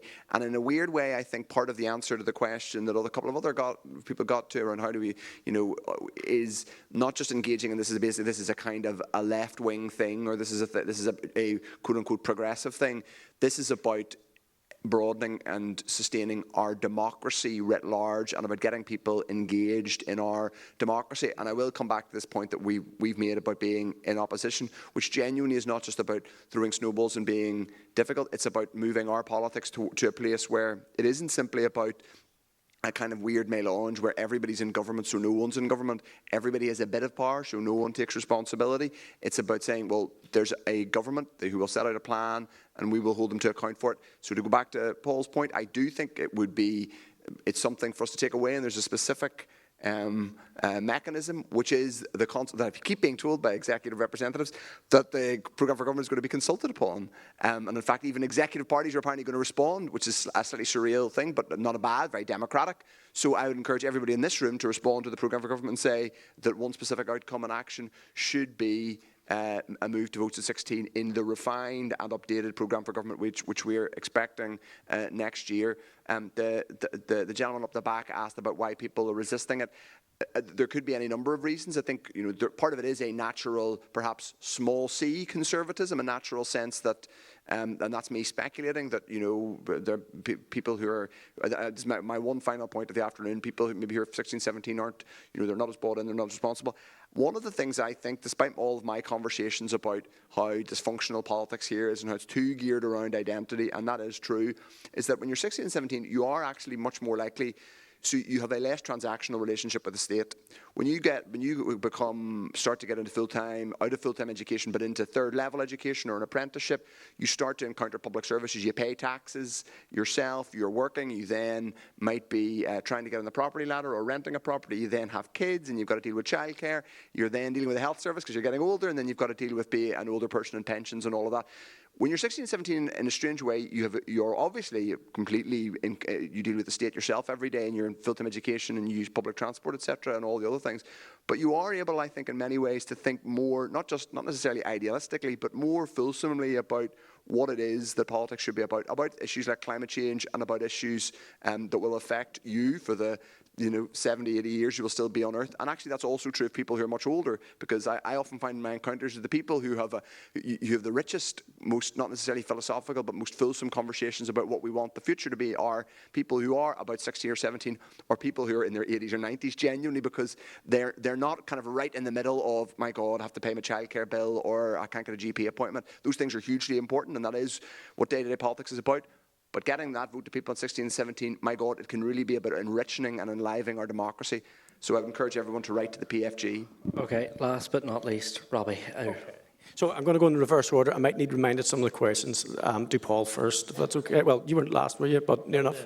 This, up here. Okay, I'll do this one. So this one, listen, very good question, and it's very legitimate, because for anybody to say they're absolutely 100% right on any issue, should never win an argument, because you're an autocrat at that stage. From my position on the votes at 16, the state has already determined that the criminal age of responsibility, for instance, is 10. So you can carry, the government has said that from 10 years up, if you do something wrong in the eyes of the law, you will have a criminal conviction. Well, that's wrong. Okay, that needs to be changed. But if you think of the impact on that in a young person's life, what's the impact on a young person's life by giving them and liberating them at 16 and giving them the power to determine their own future and consider things? So there's two sides to that, what the state does. So I'd like to see change in both. I'd like to see the age of criminal responsibility raised, because this is about capacity and of young people, and the UNCRC covers it particularly well. So I hope that sort of gives you an answer. Paul, from your perspective, I think you're right to raise the issue that it sounds like the DUP come under a lot of criticism. But I will agree with Sian. I've sat on about 3 panels where they have very openly said that they will not support votes at 16. And remember this, guys, when you ask a politician what's their policy, it doesn't have to be written down in something you can Google. When they tell you something, that's their position, that's their policy. That's okay, so don't get bent up into different things. Really? Oh. Yeah. So if, when they state that, that kind of is their policy. Now, that being said, the other thing about how we do business is, to get something as significant as that onto the table in Stormont, you're going to need the 2 biggest executive parties to agree, the First and Deputy First Minister, to allow it to go forward. So what I'm saying to the gentleman in the middle is, and I'm not being cross with you, genuinely not. If you want to bring people with you, don't call them close-minded. They just have a different opinion and a different backstory and probably a legitimate position. But what you do, and we've done this in the reverse, particularly with people from an LGBTQ background and stuff, is we've pigeonholed people. You start saying that you can't hold up an argument because you're big C conservative. Well, so what? So what if they are? They've every right to have their position as someone who is a libertarian and so on and so forth. So if you want to do it, you bring them into the debate and you accept that they have a position and you try and change that position. So if someone comes in here, like, can you imagine if you were 16 and part of this group and you didn't think that you should have votes at 16, you'd probably sit and say nothing and not open your mouth because you'd be afraid to, but you shouldn't be afraid. You should be absolutely able to sit there and articulate your point, as should political parties, whether they're difficult to communicate with or not. And whether you like the TV or not, Jim Allister was probably the sharpest mind in that chamber, one of the best debaters and one of the best parliamentarians, genuinely. You might not like what he wants and what he's selling, but that's a different question. So it's about trying to get everybody into the same discussion. And that's the art of politics, is trying to bring people into where you can change their mind. So don't shut the doors early. And then over here, can you remember? Yeah, good thing, bad thing. Good thing, bad thing. Bad thing if they don't vote for me.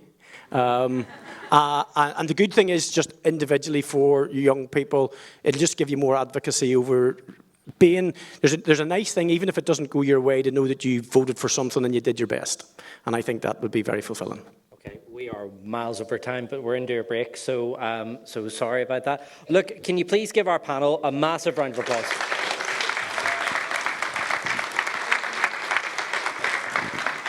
Okay, everybody, thank you very much for coming back, and a lot of people have had to leave already, but we just wanted to kind of close the day with a few thoughts. The first thing I want to do, and I'm conscious of how few of you that you are here, is to thank our team. A colossal amount of work went into making today happen, and there's been a great buzz all day, so I'm hoping you all feel energised from it, but it doesn't happen without a lot of people putting in a lot of effort. And also I want to thank the campaign team, the Votes at 16 campaign team, because I was sitting at City Hall last night. There were a few of us having dinner with our guests from Scotland and Wales last night, and I realised that the campaign group were meeting other people who were passionate about that issue for the first time, and there was such energy and buzz around it. It was really lovely, and I hope that's carried on into today. Sometimes campaigning can feel a bit hard and a bit lonely, and I think whenever you realise that there are people in many other places who are passionate about this issue, then it becomes a bit easier to keep going. I feel energised by today. I really hope that you do as well.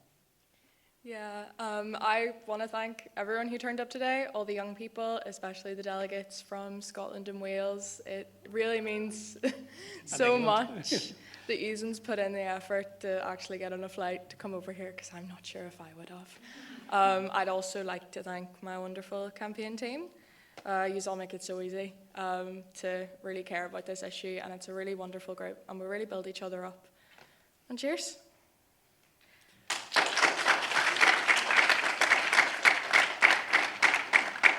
You might have noticed I got a wee bit frustrated with the politicians. I don't know if I gave that away, but you know. Yeah, the reality is that people have campaigned here on this issue for over 20 years. The Assembly voted in favour of Votes of 16 12 years ago. and we're still waiting for them to actually do something about it. So I think that what we need to, I think even the four of the 5 main parties here who have policy in favour of votes of 16, but they really don't do anything about it. So we need to keep the pressure on. But we are also in a very peculiar moment because the Labour government have committed to votes of 16. It's not in the King's speech, so they've no immediate plans to introduce it, but presumably they will at some point. For those of us in Northern Ireland, I think the key date is May 2027. That's going to be when we have our next Assembly election. And there's already a lot of evidence that young people here are voting differently from their parents. And I think if we can get 16 and 17-year-olds voting in that election, and also lots of other young people, then it actually could be a ground-changing election in terms of the makeup of our Assembly and the future of our society. So we have to keep the pressure on. This is just a start. I think that comes with a real tone of hope, of real optimism for the future, because we're here because obviously we think we can change it. Do you know what I mean? We're campaigning for this because we know we can make it happen. And I wanted to remind everyone that this is a global movement. We saw messages from our colleagues in Canada and Aotearoa, and it's just incredible to be part of something that is so widespread because they have different culture, different government systems, they're different nations, yet all around the world we see this issue being raised and championed by young people. And that tells us that this campaign is a universal truth. We know that what we're doing is right, is true, and that we really can make it happen and that we should make it happen. I'd also like to remind everyone that we really have influence as young people, and most importantly with our peers. If you can go home and talk to someone, even if it's someone who's never interacted with politics in their life, they might go on and talk to it to one more person, who talks about it to 2 more people, who talk about it to 1 person each, and before you know it, this is some massive movement. And we really do hold the power, and I know Paul was talking about the kind of potential that we have here with our government being in support of us and Westminster being in support of this movement. We cannot let up. We have to keep the pressure because this is the pivotal moment. This is where we make it or break it. So we need to keep the pressure on. We need to get people to sign our petitions. We need to keep caring. And I really want to encourage you to keep caring and keep that passion that you have.